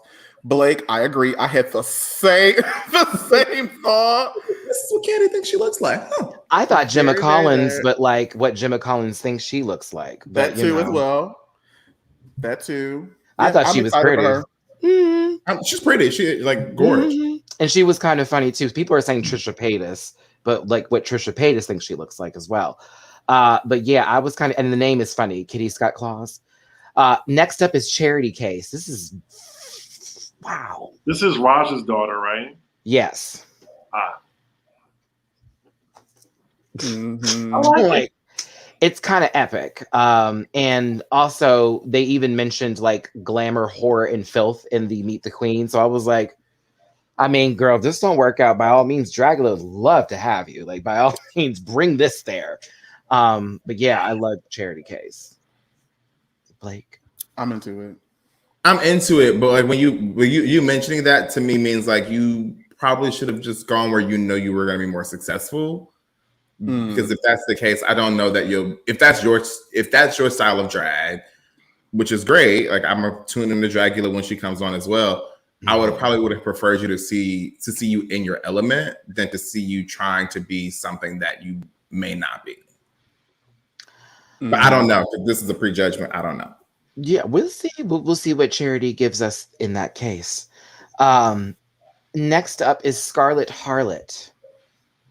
This face is beat. I'm gonna just go ahead and say that. She also does YouTube videos. She's been on, I forget whose reviews it was, but she's been on the YouTube circuit before. But I was like, okay, let me see what you got. She's very gorge. I was here for it. It's okay. It's okay. I do like her face, but like the Meet the Queens and all that, I was like, yeah, okay, word. She doesn't look to Meet the Queens doesn't help. Sometimes it's like, okay, I don't know who this person is from that, but then they get on the show and it's like, oh, here you go. You were nervous that day. Vanity Milan representing Melanin Down. Gorgeous, gorgeous, gorgeous, gorgeous, gorgeous. Is also on this cast. What do we think? I'm rooting for everybody black. Where's Same. the other black girls? Because after you had Taste run up and down that damn stage, I need more of that. I mean, you look at Taste in Estina, and Estina you should have kept a little bit longer, but okay. Okay. She looks like BB. She looks like BB a little bit. I see why you say that. It's the face. Yeah. It's the wig, because BB's worn a couple of those. The berry wig was the sort of like that. Yeah. Mm-hmm. She's fun. She seems gorgeous. She seems gorgeous. She is gorgeous. She's Jamaican, so that also adds to this too. I'm here for it, honestly. Oh yeah, Tia was on there as well. Yeah, Tia Coffee was on last. Damn, they had a lot of people on last year. Well, there's also a few other queens of color on here, but more so leaning towards European descent. If we want to add on that caveat here. Theresa May is also on here representing Spain in London. This is definitely a comedy queen, very camp. I hate the wig. Hate the wig too. I thought that was a white one. No, she is from España. I feel like they're accessing Baga here, but it's different, and I don't think she's gonna last very long, baby. I don't. I would wouldn't say be surprised. put a bellow around her neck because she makes absolutely no impression. I agree, especially after we just saw España and all them girls. Baby, I don't see it. I'm Bitch, sorry, I don't. Listen, after Carmen Farala, it's going to be really difficult for a lot of other girls, especially since she never even saw Drag Race and went up there and won. Never saw it, Chris. Baby, she didn't even just win, Maddie. She spanked all of them girls. Made damn near all her clothes there. Like, that was insane to me. I was like, are you kidding me? She's like, everything she wore, she made. She told one girl, oh, we're wearing the same outfit. You wear it. I'll make another. She gave her clothes and then made another one. And one in the outfit she made in those. I was like, what? Insane. Mm-hmm. Yeah, those España girls had a really good showing. And just comparing what we saw there and this, I'm like, girl, the writing is on the wall. I don't see it, baby. I'm sorry. Shout out to Carmen here. She had liked one of my videos and I was gagged to see it. I was like, oh my God, I love you. I appreciate it. But Carmen, yeah, it's difficult. I will agree with that because Jesus Christ, I was here for it. I liked España. Next up is Crystal Versace. We don't need no more Versaces. Nope. We don't need no more Versace. In my review, I was like, not another Versace. You don't need no more Versaces, baby. I don't even like this look though. I mean, it's cute. I just watched Aria Versace like last weekend perform live, and I was like, girl, why? Well, next. I'll keep my opinions to myself. I've already said enough. Let's continue here. She has a severe paint, though. I'm here for that. Victoria Scone is our first ab fab queen in the competition, assigned female at birth. Ab fab? Is that what that means? Ab fab, yes. Assigned female. AFAB. Well, I'm saying ab fab. Ab fab. That's what I'm saying. Wow. Girl, you and your coral sweater and your brim, I hate Silky Nutmeg Ganache have itself can go ham. Girl, she's Ivy Park Rodeo. Anyway, Victoria Scone. I think she's fantastic. I'm really excited that she's here. I'm hoping that this means for all of the franchises that we are moving the marker and maybe we can be a little more inclusive with the selections moving forward for our U.S. Drag Race girls because, you know, they are a pillar of our community and work. I'm really excited for this. Someone asked, is Lawrence back? Well, no, this is Lawrence and Ellie Diamond's low-key love child, if we just really want to go there. So here it is for me.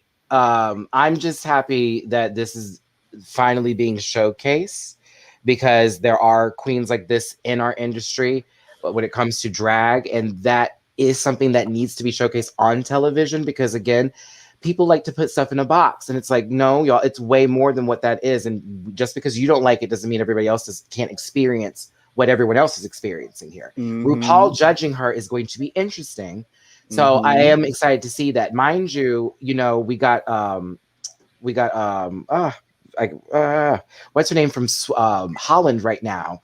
Our trans Miss Continental Queen, Victoria or Vanessa? I can't get her name right now. Vanessa Van Cartier on there, and there was a whole scene where one of the queens was like, well, don't you think it's not fair because you've had bottom surgery? So like you don't have to do tucking, you don't have to do this, that, and the other, and that. And it was brought up as a conversation, and she explained it very well to her as well as all of us about why it wouldn't be fair and the struggles that trans women have had in the industry of drag. So again, I want this because I want to be able to experience this with everybody else as well as learning more as I'm going because I'm open to stuff. I think we should be more open to it. But yeah, miss me with the hate, y'all. I saw some of my comment section get nasty, and I was like, I'm not responding to that. I also think that for Rue, like she's made her career on this idea that you're all born naked and the rest is drag. So, I mean, for all of us, I think it's going to be an evolution in terms of what we think about drag, how we think about drag performers, how we think about gender, all of that stuff. I mean, I was going to say something similar to that, Blake. Like, if Drag Race does not innovate and allow for their lens to be more encompassing, Dragula will be the future, and we will be watching her in the same way that they are running up and they are doing it big. Like it's how the show will grow too. You have to open it up. You have to change things. You can't be the same formula. Like that's how shit gets real stale and boring. Ask Tyra Banks. So let's see here. Period. You know how to keep things real stale and boring. Let me tell you. I love you, sister, but your forehead is not held. Someone in the comments said, like, unpopular opinion, they want drag kings on Drag Race. Like, I think when you think about drag in general, like, if you're gonna change the title song, if you're gonna do all that, like, make it a place for people to do drag. It's coming. It's coming. Drag, period. It's coming. I'm just gonna say that it's coming. Drag Kings will be on the show very soon, and it'll be more than just one of them at a time. It'll be like we're gonna drop 2 or 3 up in here, so that way it's like, we have this is a whole another kind of competition, et cetera, et cetera. If they're smart, is how we're gonna play this because that's how you should do it. I know it'd bring a lot more people to the watching the show if that happened. Electra Fence.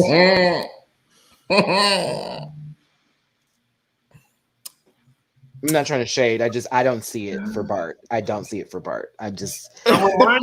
Livewire. You're right. Who? Livewire from Superman. I was gonna say Powerline from a Goofy movie. Emily herself said Lisa Simpson. So it's Bart. That ain't no Lisa. Look at that. Lisa Simpson was okay, I'm finished. Let's see here. Somebody's texting you. Ella Vidae is next. Ella's very pretty. They claim to be the trade of the season. I wish people would stop using a word they don't know anything about. Please stop. Please stop. But this look is everything. I thought I was here for it. I liked her. She seemed cool. That's cute. Okay. My panel is so helpful right now. I'm so glad to be doing these reviews by myself. They're like, this is a little too alabaster for us, Matt. I'm trying my best here. With Egyptian descent, Anubis is here. They're 19. Actually, somebody else is also 19 on this season. I think they're officially the youngest competitors on Drag Race, period. Because before it was I think Gothi Kendall actually is the taker. No, Scaredy Cat, because they were 17. They were 17. Oh, you're right. They were 17. They were You're right. I want to know more about the choice of the name. Like how? Like how do we arrive here and then do this type of drag? Like well, how old was Into? Because I thought that Scaredy Cat was 17, right? The Versace broad is Melissa. I have to highlight it just because I could hear your tone. This Versace broad is also 19. Oh, Scaredy was 19? Gag. Okay, so what was Inti then?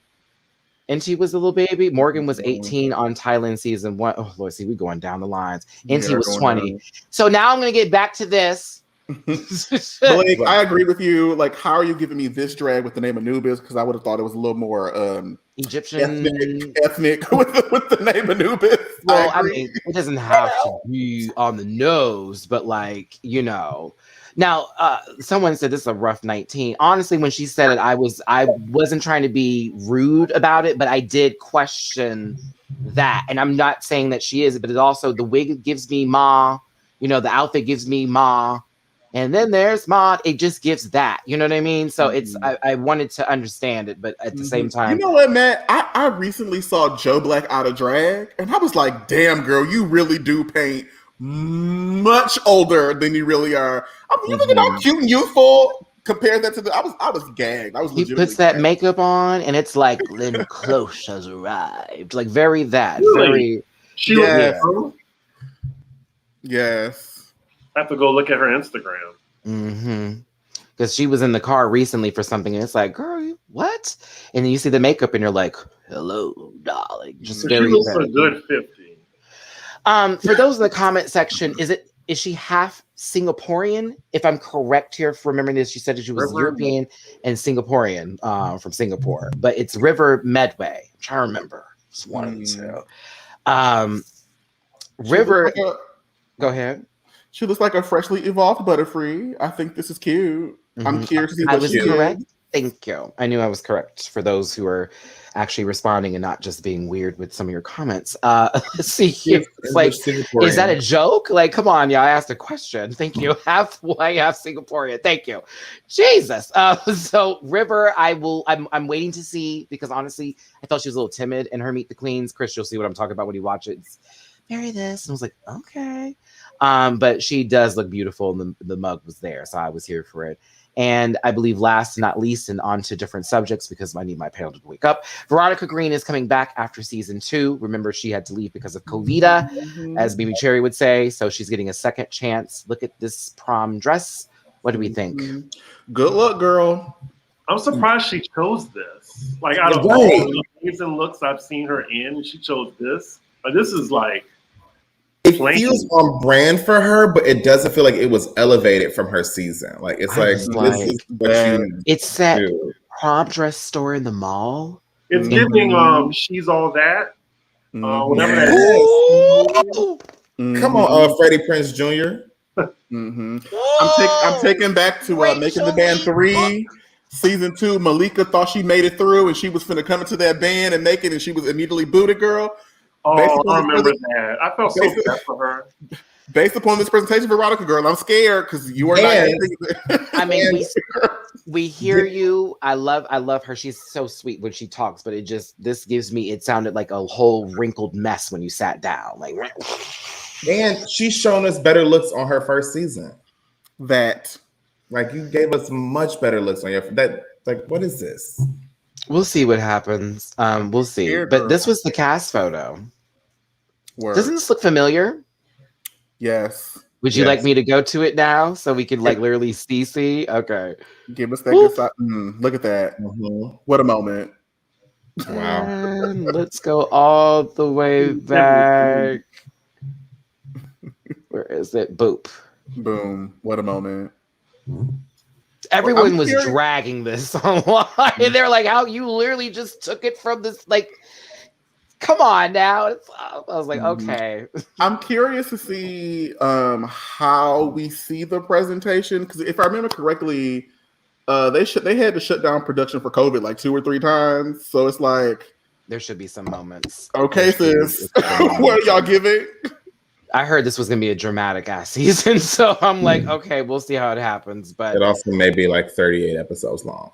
Lord that Jesus. part. But UK is coming soon. We don't have a date. Let's move on to hot topics, everybody.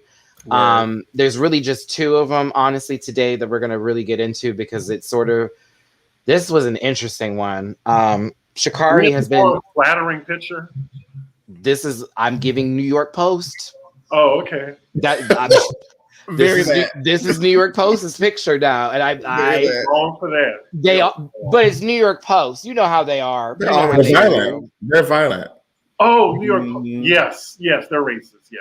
Yes, and so I actually took this screen grab from them on purpose because it was like, here they do. But at the same time, it also plays into something with this young lady who we all, or some of us, were like petitioning for her to get back into the Olympics over just smoking weed, which a lot of places have decriminalized, and it shows it's not really performance enhancing. So why should it be hurtful for that? But it is a rule for the Olympics that they cannot do that, and they get drug tested, et cetera, et cetera. There's also some other things about that are a problem, but that's a deeper discussion. But in this case here, Sha'Carri came back to the track to run once again, and unfortunately, she was dead last.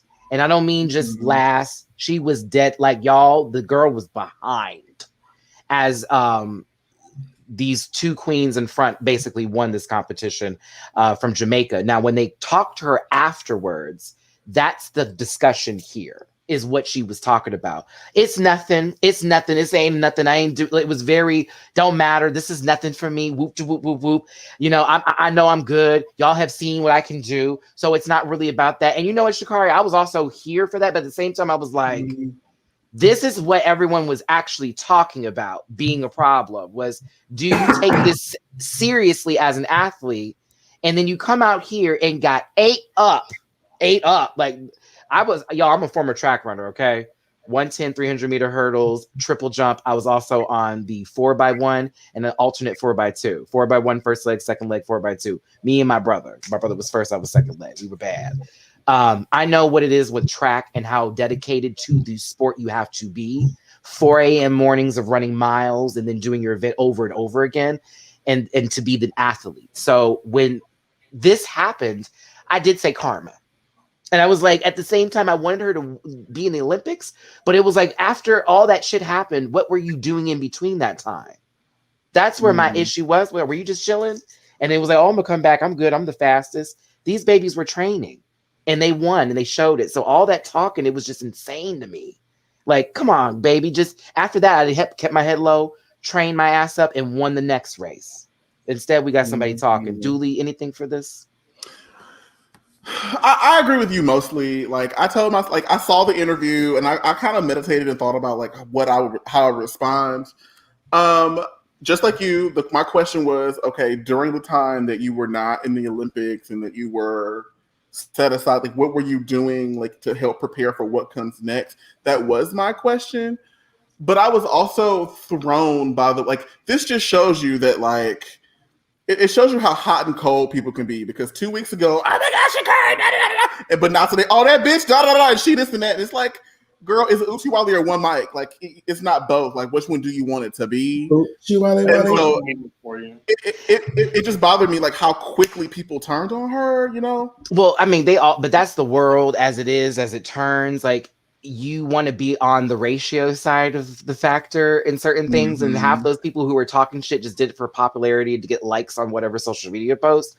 For me, I was rooting for this young lady, but I also was like questioning certain things that were coming out, but I stepped out of it and we didn't hear from her for a little bit. But then to come back and to have such a poor showing, that's where my mind went, well, what were you doing? Because they dogged your ass, and I thought you would have been training to be like, bitch, watch me do this.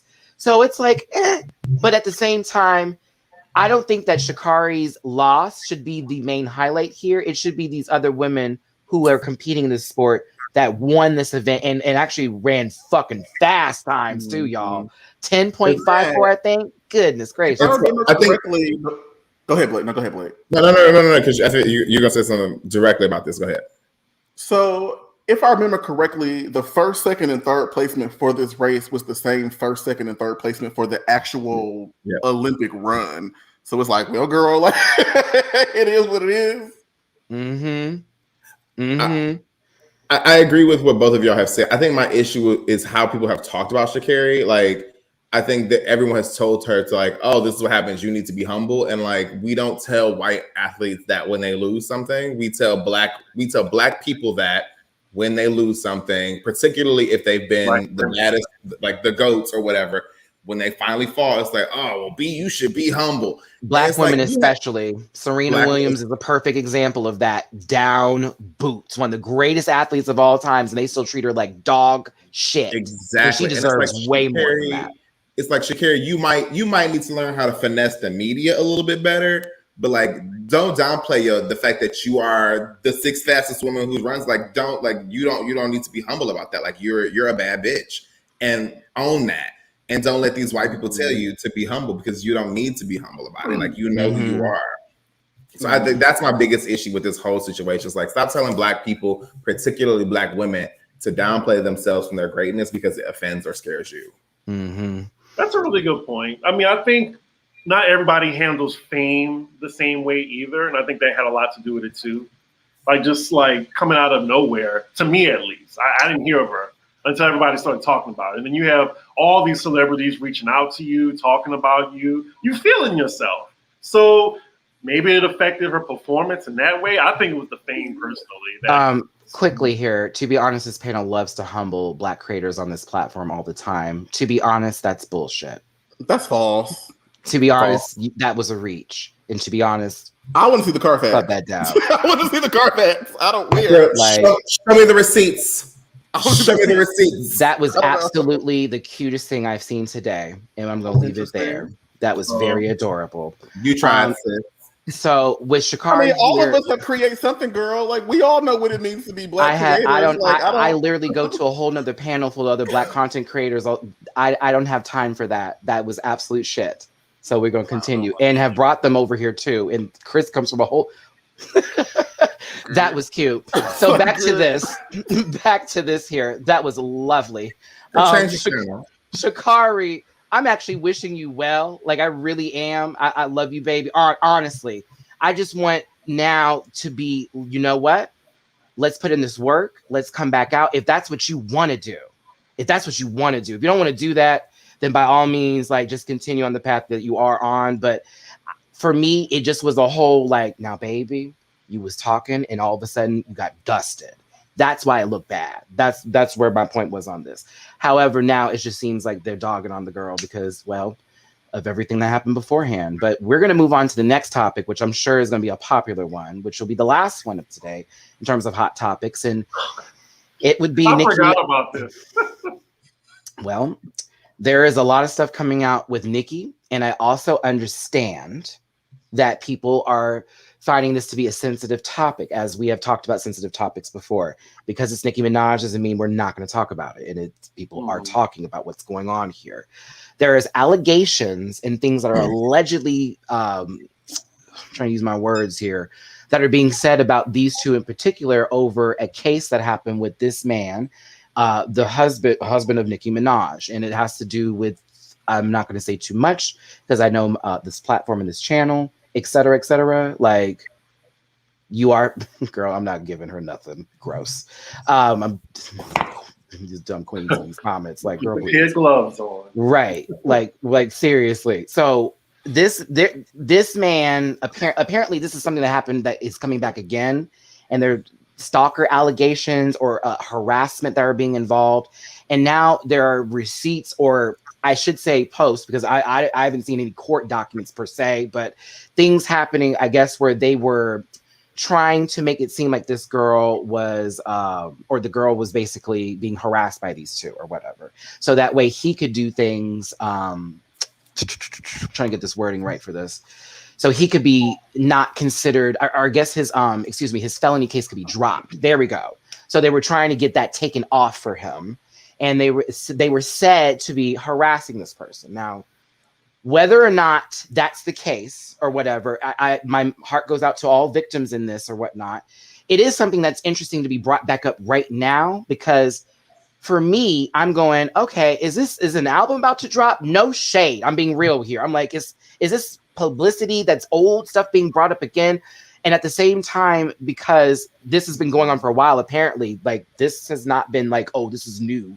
This has been going on for a while. Like, where did this all come from? And also, at the same time, I know people are very like, to this situation because it's your girl. But with Nicki, and I love her down, I really do. It's decisions that have been happening lately. Some stuff that's been very like, what's going on, girl? Like, you're above this shit. So I don't know. That's where I am with this. Nicki's above this kind of stuff. So when I see it, I'm like, why am I seeing this with her? And what's going on? And at the same time, is this just someone trying to fuck with her and us jumping into this because people don't like her? Or is this some serious ass motherfucking stuff I have to take seriously and look at somebody in a different light. That's just where I'm at with this and why people are talking about it now. This is a very sensitive topic. Yes. So I keep up with this because I'm kind of fascinated by it, particularly because I don't understand Nikki's perspective, like in the situation. So the court documents are public record, or y'all can go look them up. Yeah. But yes, the victim is alleging that they are trying to coerce her both through money, opportunity. It kind of started there. They are also alleging that they have now tried bullying. They've sicked the barbs on her to try to get her to recant the statements that she's made. She's moved 3 times. 3? Oh, they found out where she lives? Yeah, she's moved 3 times. Oh my God. So the fact that like these receipts keep coming out, like, only goes to support her argument. Like, because who's gonna go through all that rigmarole to like lie about something, particularly, especially within the context of sexual assault.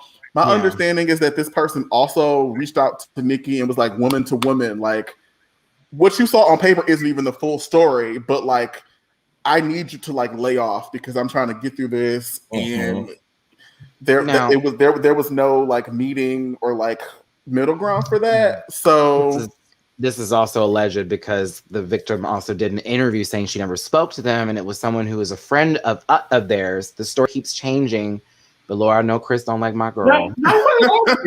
See, I ain't even see why Chris did it. Why Chris did it.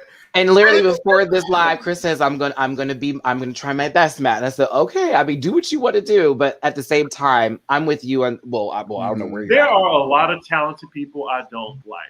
Like Nikki, I think she's very talented. I think, she definitely deserves her flowers as one of the best rappers, male or female. But she's a terrible person. Like, in the industry, a lot of people don't like her. But she has a history, allegedly, of just defending these kind of people. And I could totally see this being true. That's all. And excuse me, Shauna, in reference for this, because I'm actually, when I'm speaking, and I want y'all to hear me very clearly so no one gets me confused. When I'm saying it like that, I'm trying to be as politically correct as possible. So please forgive me if it seems insulting by me even mentioning it before that. I'm not even trying to. I'm trying to be respectful on both sides to say if it's true or not true. That's my Libra way. Okay. So she's not an alleged victim. He was convicted and served time. So I just want to make sure that was highlighted and presented in reference for this. I'm not a lawyer. I'm not a doctor. And I'm certainly not a life coach. But, I get it, Shauna. I hear you, baby. I'm just want to make sure. Yeah. There's just a lot of like elements of this case that just make you go, girl, what? So like,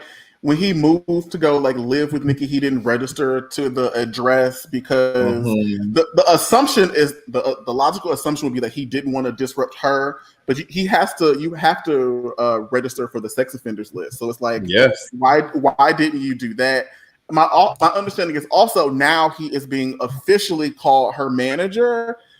In hopes that the court will loosen the restrictions that he has as a consideration of his court case. So that's like, there's all of these little pieces where it's like, okay, girl, not everything in the water is clean. Something's going on. So as Phaedra said, something in the buttermilk ain't clean. Is this the hill to die on, though? And I'm asking this. And Nikki, it's like, why him? Why this? What's like you making him your manager? Like, what if y'all divorced? That's my other thing. I wish he didn't do that. Like, look at Mary J. Blige. You keep everything separate from the husband, girl. Like, you know how motherfuckers be. Like, what if I just don't want her to be taken down in some sort of way if she had, of course, nothing to do with this. But it's like also, love is blind sometimes. It'll make you do some things. So I don't know. But like, man, it don't make sense to me. So like, you are famous. You're a rap artist. You're a pop star. You have bajillions of dollars, right? It's more than obvious that like you want to have a family life and you want to be able to like have that experience. But also like, I don't understand like what in her psyche or like what in her experiences drew her to like, what is it about this particular man that like you are willing to put everything that you've worked so hard for like at stake, but also like the relationship's not you're a superstar, so it's not going to be as equitable as as regular ass people. But like your husband can't even go drop the baby off at school. So like what like there's all of these other things. Like, But division of I don't get it. Go ahead, Blake. He doesn't have a wiki page. So like, I mean, like if you're gonna be somebody who's like be with someone who's equally yoked, like he's not in your He's a registered sex offender, married a registered sex offender. And you knew this. We've known this for a long time. And I love her, but that's where I'm like, and not everybody is their past, and we get that, but I just want her to do. Yeah. I like her. Just this decision here. I think this is the only, like, people think I hate Nicki Minaj, Chris. I'm also critical of her as well. I don't, but but this shit here, I'm like, you're better than this. Like she's trying to throw money at it. Like you can't throw money at this type of situation. Like if this woman she had this experience and like this is what was on paper. Oh boy, served his time, whatever. You can't like pay her to shut up because it's clearly not about money for her. Like it's something else beyond the money. And so you need to resolve that with your man and her, maybe privately, ideally. But like you can't give her $1,000 and be like, "Girl, shut up." Stay tuned. That's something that like you live with that for the rest of your life, right? Like, you can't just be like, take the Amex and go do it. No, girl, like that's not how that works, especially for this particular type of like perpetration. Like that's not it. Because this could end up being financially a big blow to her, especially if people want to drop out with sponsoring her over things when this becomes a little too noticeable. Because it happened, but no one really dived deeply into it. But now that this has come up again, they're starting to dig deeper, and that's when it gets a little louder. That's when those companies back up. And the story from old girl, like her story is actually like what happened that day, and then how she went back to school and told the people like about what happened. Like it's actually really interesting. Like it's pretty nasty. Mm-hmm. I don't know. To the victim of this, I used to give my prayers and my love. On Nikki's side, I don't know you. I want better. I really do. Like I just don't. Not this. You know what I mean? Not this. Jimmy, not this. It's just not this. You know. I was waiting on another album, honestly, because I personally didn't care for Queen. I know the Barbs can't hear me with that one. It wasn't that great. I mean, the Pink Print was like, great. I was waiting for the next Pink one. Because I knew after Queen it was going to be a masterpiece. I knew after Queen it was going to be a masterpiece. But it's just, you know, and then also we got the old mixtape again. But yeah, like we'll watch. We'll keep on watching. We'll see what happened. It's a lot, but you know, this is the news, and I think she wants a man that she can control, or the dick is just that good. I don't know. I think she wants a man she can control. I mean, because when dick is good, girl, it's definitely not worth it. And her fans just trust me, I've been through a bullshit relationship over some good dick, so I understand completely. Like we would fight, and I'd be like, "Get out," and would just lay it down. I'd be good the next day. Like I can't be mad at him. I also just want to clarify, like we all have a past. We all have been through some shit, and like absolutely, we don't necessarily all have the same options, but you make decisions. So I'm not saying that like folk that have been through some stuff are not valuable and that they don't deserve to like be like happily married and like have those opportunities. My question more so is just like as a global superstar interested in furthering your career, having a family, and going that path. Like, I just don't understand like why this is the hill to die on. And like in a therapist framework, like I'm genuinely curious about like what is it that binds y'all together? Like what is it that draws y'all together? And like what is at the core of the relationship? And based upon what's been evidenced, I am very confused and I don't understand. The power of somebody compels you because it's not Christ. Hold on, Wendy. Judah. Child, listen. I'm hoping for the best. I'm trying to be a better Libra these days. That's just where I have to be with. I think the victim's going to get her money. It's just funny that the first offer was $500,000, which I think is an insult. She should have. Well, allegedly, she offered that. I want to make sure. Allegedly, but she should have gave her like $15 million or something to shut her up.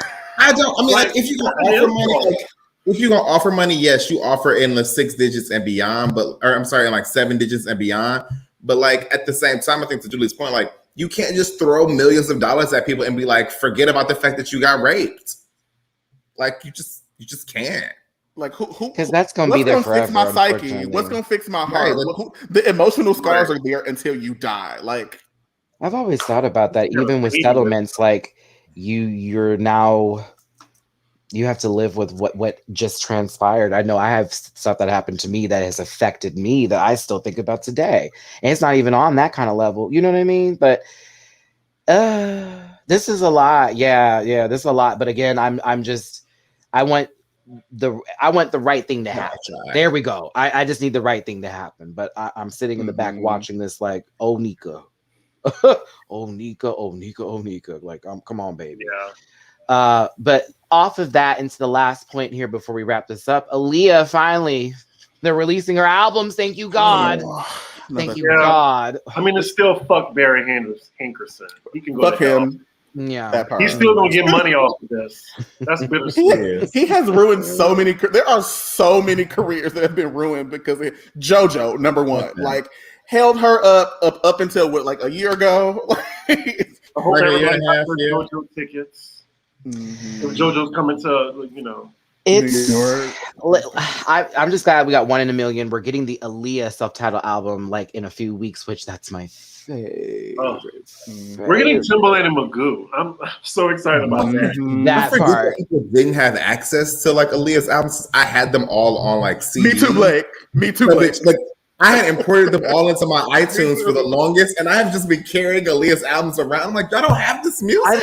I lost all of them. I had bought the Aaliyah album 4 times, including the special edition one that had the clear disc with the red. Okay, so I had the regular and the special deluxe. Lost every single one of them. Then my mom threw away all my CDs. So it was when all the kids had moved out the house, that's what my mama did. She took all of her stuff, put it in storage, and threw away the stuff that didn't matter. She wouldn't live by herself because it was just like, my kids are gone, I'm out. So I lost all my Aaliyahs, like all of them. Someone's like the I Care album. I'm like, that's like the greatest hits for me. That's just I Can See You is cute. Ultimate is cute, but like you gotta have the other like core albums because those were great. Yeah, like Extra Smooth will always be my shit. Extra Smooth, I loved. Maybe He Got Nerve is my shit. He got or nerve. You Got Nerve. You talking about self-titled or just like the different special album? Who? Like about Aaliyah? You talking about self-titled? I think he when y'all went to Ultimate and this, that, and the other, he's asking you talking about like. I'm talking about my favorite tracks, generally speaking. Oh, okay. Never No More. That's one of my favorite Aaliyah songs. Eric Kane. Which one? That was another jam. Never No More. Oh, maybe I Refuse. I Refuse. Never heard of this before. I Refuse. Yes, like come on now, but it's now it's me and you, and it's whatever is like my favorite song she ever did. It's still number 1 on iTunes, so it might be a number 1 album 25 years later. 25 years later. Yeah. I'm glad that, no pun intended, I'm finally glad that we're getting to a resolution and that stuff is slowly coming out. But like Barry Hankerson owe a whole bunch of artists a whole lot of money, girl. Somebody pointed out in the comments, Tony Braxton Libra, that has not been available because he held that up. Like there are so many. What do you guys think about this long debate of Beyonce versus Aaliyah? And the debate is more so if Aaliyah hadn't died, or then Beyonce wouldn't be as famous. But me and Mimi's argument for this Unfortunate Rants, because we talked about it, was Aaliyah was going into being an actress. I think me and Julie also talked about this too. She was literally on the path to going into that Oscar room. Okay, because she was starting to get bigger projects and stuff was happening. And I think Aaliyah would have transitioned into just acting, and Beyonce would have just been forever focused into music versus going into acting. She would have tried to dip her toe a few times, but I don't think it would have stopped the bag. Beyonce was already on the way to, I'm going to handle this, whether y'all liked it or not. Like, honestly. So it's hard for me to have this conversation because we can shoulda, coulda, woulda until we get blue in the face. Like, I don't find any value in it. But like you said, man, ain't nobody bag was gonna stop. Like, right, Blake, what were you about to say? I was just like, from a talent perspective, like Beyonce and Aaliyah are just also very different types of talent. Like, and maybe Sierra is a comparison. Like, you said what? Maybe a better comparison would be someone like Sierra, like someone who dances. Like Aaliyah. No shade to Aaliyah. Aaliyah's got a cute voice. She's a dancer. Aaliyah went to school as a high school student in Detroit, Michigan. her dance. Like DSA. Beyonce, she went to Detroit School of Arts. Beyonce is a singer who learned to dance. So like, just you can't like. She was gonna always be a singer first, who became a dancer. Aaliyah was always a dancer with a cute voice, and how they transition into pop music and all. Like Aaliyah was never gonna be a pop artist. Aaliyah was the princess of R&B. That was her thing. Yeah. Beyonce never wanted to focus on just being a R&B artist. She wanted to be a full-rounded. Yeah, that was. Yeah. I know what you mean, but it still feels like, she had a cute voice. I mean, you can say it about Janet. You can say it about J-Lo. You can say it about Khalees. Ashanti? Jennifer Lopez? What? No, I'm just saying, like with the cute voice, but like she was. But it is cute. I just would never put Sierra and Aaliyah in the same sentence or category. Well, no, for I that mean, matter. Sierra is Aaliyah's son. Aaliyah can sing. Well, yeah, Aaliyah can sing. I'm just saying, calling her voice cute. I'm not the talking dancer. Yeah, like what are we doing here? Like, it's no shade for me to call her voice cute, but she's not a singer, and that's like Aaliyah would have told you she's not a singer. I don't know. She's. I think that's a good vocal performance. Now she's saying, bitch, don't you play with that. She did a good job. At your best, you are loved. Don't you do it. Don't you do it. She's saying that. I actually have that one on my goddamn playlist. Can I just say one more thing about if the Aaliyah wasn't here argument? Mm-hmm. That would have caused like a multiverse ripple against the music landscape. Like, because with Missy, like a lot of her projects was like inspired by Aaliyah's passing. So a lot of things would be different in the music industry, I think, if Aaliyah was still here. Not even because of Beyonce. That's why I'm wondering why people keep bringing up Beyonce. Like so much stuff would be different. Well, when you set the mark, what do you think is going to happen? I'm curious. I think you're absolutely. That would be a variant. The pedestal is there. You know what I'm saying? So who else they gonna do it with? She very much so inspired. Like the Tinashes, the Normand, like they all kind of pulled from. But again, when you mention Tinashe or you're mentioning girls who aren't like giving you power singing.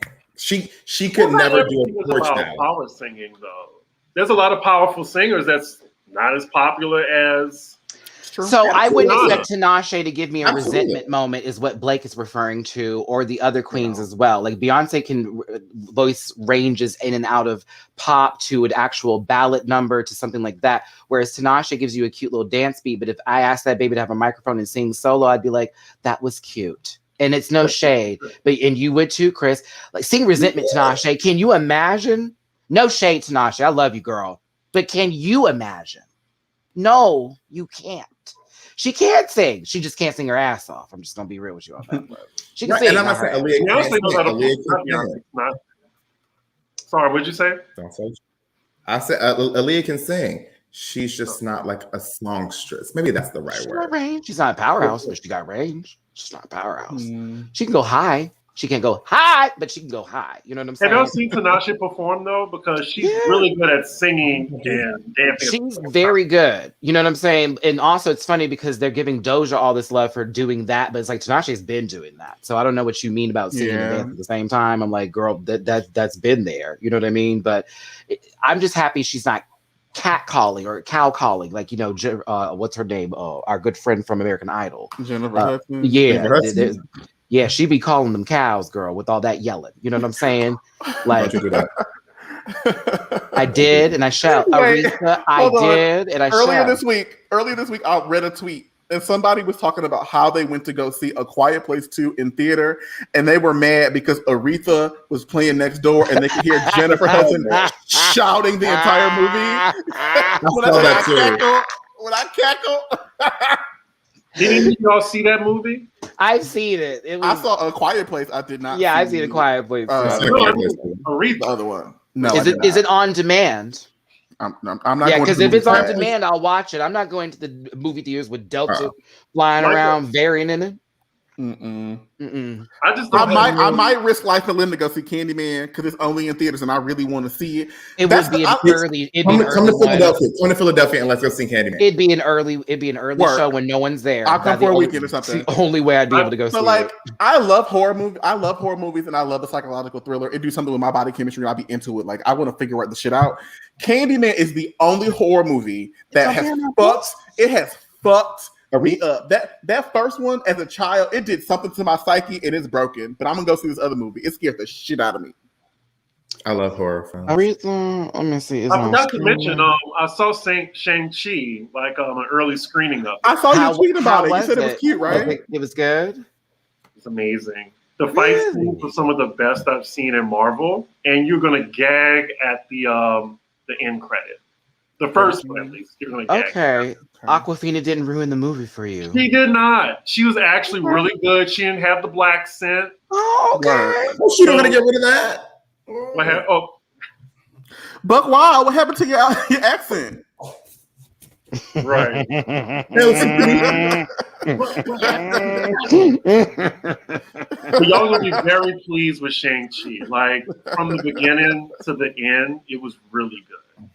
Okay. And then the cameos. Ugh. Is that only in theaters, or is that also going to? I don't know if I'm going to pay that. Yeah, it's only in theaters September 3rd. God, they are fucking with me. me. But you need to see it because the end credit is like it's a nice little setup. Moving forward. Okay. With the multiverse. I need the Doctor Strange movie. That's honestly what I'm waiting for. That Multiverse of Madness. I need it so bad.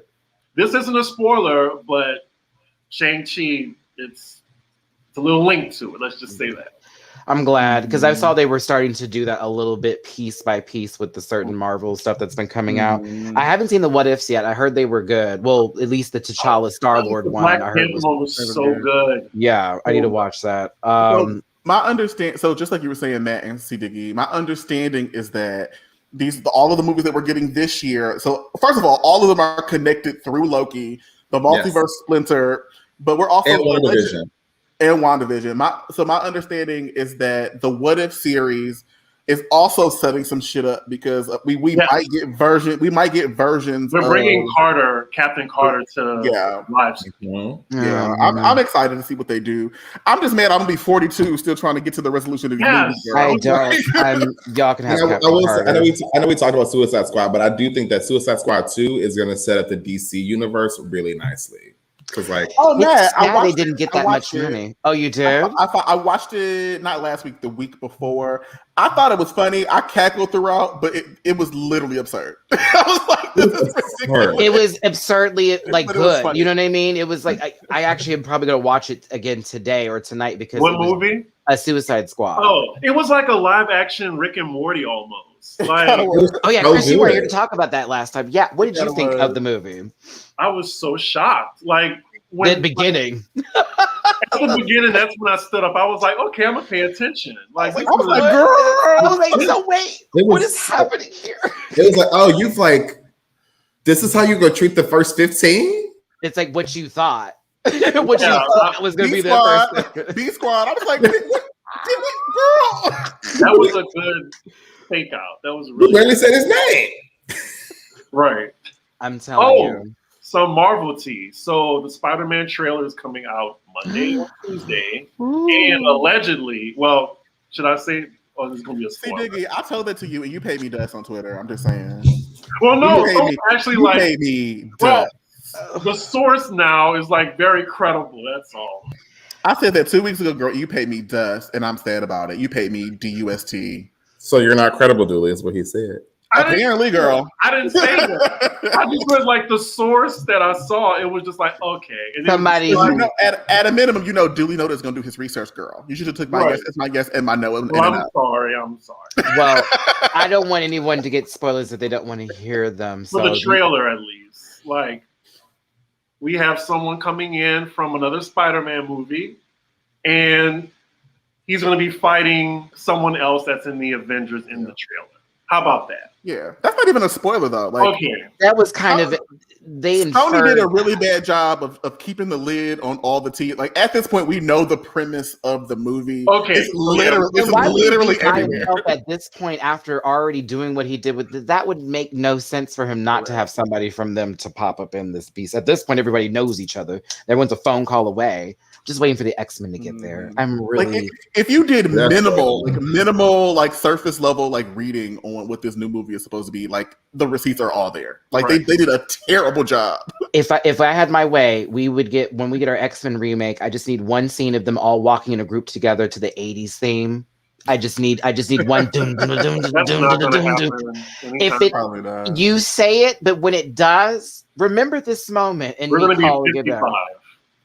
We will not be 55 by the time that comes out. We'll be at least in our 40s. We'll be at least. Hey, Blakeisha, girl, you ready to go into the movie? Actually, X-Men's not gonna be like a decade away. X-Men's like at least. Okay, we're gonna be 45. Maybe 40. But you'll be 40. It's like 6 or 7 years away. It's not that far away. The next. I'll be 40. I'll be 40. Right. It's the next 6 to 7 years. Right. You're 34. Because my birthday was August 15th. I am 35 years old. I will be 40 years old before I see a real storm. And I'll be catching up to Blake with my age on the 24th of September. So I'll beat Blake at the 35 mark. Hey, Blake. I'll be early 40s. It'll be like 6, 7 years. I'm 33. I'm gonna be like a smooth 38, 39. I'm gonna almost be there, but not yet. Almost be there. We won't have to wait too long. I just will say that y'all say 6 to 7. You're like, that's long. It'll go by fast. Trust me. That's how life has been going, honestly. Because we remember when Iron Man 1 came out? Exactly. I was in college. I saw that in theater. Like the beginning of the Marvel universe. Goodness gracious. We'll be 60 when they have a DC Marvel crossover. Or Young Avengers. Right. Oh, Young Avengers will probably be like 10 years from now. We're gonna be like, damn girl.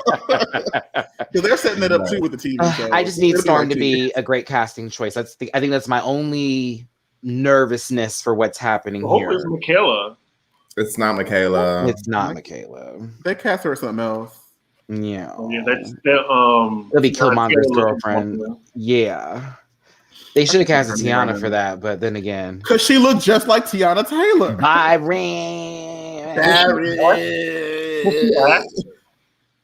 I don't know.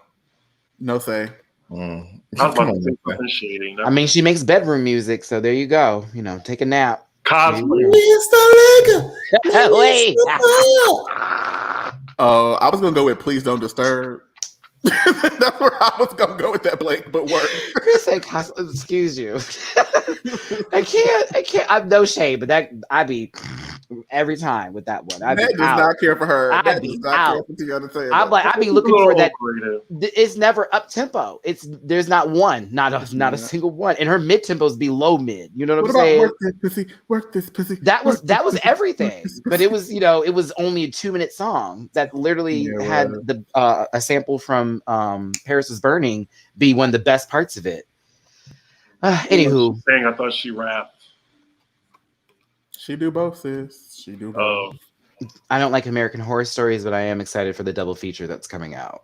Same. I haven't been watching the stories. People stories is trash. It's so fucking Ryan Murphy. It will piss you off. The drive-through one was my only one I sat there and enjoyed. What about the last one? I heard it was a callback. The first one when they did the murder house, or I haven't watched all. The murder house one was one, but episodes 1 and 2 and then the finale are all a callback to Murder House. So like it's literally about Murder House. Damn. And they did the white gay couple bit with the adopted. It's Ryan Murphy saying like, "Oh, watch these first 2, get interested, and then I'm gonna do something completely different for like the next 5 episodes, and then watch my finale because you remember this." How did the black boy from Pose do? I think he's in the double feature. He's in one of those too. I told you I had to stop after a point because I was like, I don't like my brain. He's in the Santa Claus episode. Oh, I skipped that one because it did not look good just from what I saw. But I was like, I don't need you putting the band that brings me gifts into a serious situation. Okay. Somebody asked if we saw the Eternals trailer. Yes, I have. I'm excited for it. I have no excited. idea who they are, and I'm very excited for it. So I'm like, okay. I'm really excited for it. It's supposed to give us all the shit that we missed, so to help explain how certain things have happened. I think this is the movie that will set up mutants, and then we'll eventually get the full payoff. And it might make me like Angelina Jolie again. And my understanding is that it also explains why they didn't step in when Thanos snapped. They're going to explain it. So it's like, bitch, you all powerful, but you sat there and watched. It's going to explain why, because apparently some of the Thanos isn't a deviant. He's like, I think he's like, I forgot what you call the other ones. Like, it was a deviant. Like, the Eternals are deviant or something else. Wait, these are not a variant. Not a variant. It's I can't remember. I can't either, Chris. Yeah. I know what you're talking about. I can't either in the moment. But yeah, like the Celestials and the Eternals. They created the Earth, and then they created the Celestials. The Celestials did the Eternals. The Eternals created the Deviants. But there's something else in the middle that we're because Thanos is similar to them, is what people say. He's a Titan. I mean, well, no, he's from planet Titan, but like, yeah. Oh, you're saying someone saying he is a Celestial. No, the Celestials made the Eternals. Right. What am I thinking of? Oh my Lord, this conference. I know, right? Baby, I'm out. Dirty. I'm out. I'm out. I got a Munchkin game with Jeff with a G in a second here for his birthday, y'all. Listen, thanks for tuning in. We appreciate y'all for being here on the panel. We had a lot of y'all up in here today. Remember, these are opinions. They're just that. Only those. They don't stand by your favorites. They don't go against your blood. I hope you can rest easy tonight, knowing that tomorrow we won't be thinking of this unless you remind us of this. So with that being said, I thank y'all for being here. I want to get everybody's social medias out the way. Dooley first, if you could for me, please, underscoring it. Yeah, so you can find me on Twitter at _Dooley Noted _. That's _DOLEYNOTED. You can find me at Dooley Noted as spelled below on Instagram for all of the fun content. Or Dooley Does Food on Instagram solely only for my food content. And then like, share, comment, subscribe. Follow me on YouTube at Dooley Does Food. New videos coming, girl. She's preparing. It's almost here, girl. Absolutely and fabulous. And Matthew, to the OnlyFans and HIV vaccine conversation, I talked about that with Fortunate Rants with Mimi. So if you would like to get some thoughts on that, they're there. Moderna. Yeah, today I'm trying to keep it within a 2-hour limit. And that's already gone over. So with that being said, Blakeisha, 2 links if you could. You can find me on Twitter at BARowley86, on Instagram at RowleyB or barf_1, BARPH_1. HIV vax should have definitely been a topic. I'm so sorry that I was not there for you on that one, lame Jane. I will try better next time, baby. Chris, your social medias for me, please, as I'm being dragged out the door. Yeah, I'm on CDiggy1 on Twitter, Instagram, YouTube. Find me on Popros with Alexander Rogers. I'll be here next week, I promise. two episodes in a row, I will be here. I'm going to Atlanta for Pride, and then I'm going to San Francisco. I'll still be here to see Alex. So, yeah. Fabulous. We can't wait to have a weekend. So there you all, you got a schedule on a video you can come back to now. You're here. So don't ask me what this man at, okay? I'm not his keeper. I promise you. I'm working Atlanta Pride. There, look at there. There you go. Vacationers. At a minimum, I will be here. Girl, I'll be here. And this is the ship. I'm sailing it. I'll always be here till my last breath. Listen, we do need to figure out our plans for the panel during our fun little trip. That'll be real cute. There are several things we need to have a conversation about with this trip, since it's literally less than 30 days. 30 days away now. And I'd like to be prepared before I arrive and meet the rest of the crew. As you know, I've met Dooley, but I have not met anybody else who was going to be up in here. So this is my first time meeting Blake in person. See, Diggy's met Blake before me. Yeah. Okay. I can't believe I've never met in person. Wow. I know everybody in the group. I'm the centerpiece, and then I was like, come on, friends, let's all join together. And it's kind of hard. And mind you, I was on the West Coast and all of them over there in the East. So it's like, there, and I don't be going to the East like that. I like the East. I just don't go over there. Like, I'd be so confused. I feel like I'm in Paris. Where am I? I'm just kidding. People. Baby, you're in the Bronx. Well, with Alex, it was Harlem. And then, I traveled my way through there. I was told not to go to Brooklyn because you will take an hour to get back. So I never made it to Brooklyn. Shout out to Tristan. Listen, thanks for tuning in, everybody. If you'd like to find out where I'm at on any of my other social media pages, the link tree will help you. If you click on it, tap a branch, find out where else you can find me. Remember, Stereo is Monday, Wednesdays, and Fridays. Mondays and Wednesdays with Blakeisha and Julie _ noted. Food, porn, and online dating that goes to run it. And on Fridays with Mimi Cherry with Fortunate Rants. And I'm partnered with Airtime app for Tuesdays and Thursday shows. Drag Race Everything on Tuesdays, and Thursdays is Drag Race Trivia and Hot Topics. I hope you all enjoyed the show today. Thank you so much for being in here. Downstairs in the comment section, you know what to do. Sometimes I look, sometimes I don't, for my sanity. I appreciate every one of y'all for tuning in. 650 people still up at this beach. I love y'all so much. We'll see you next Sunday. We'll talk to you next time. Bye.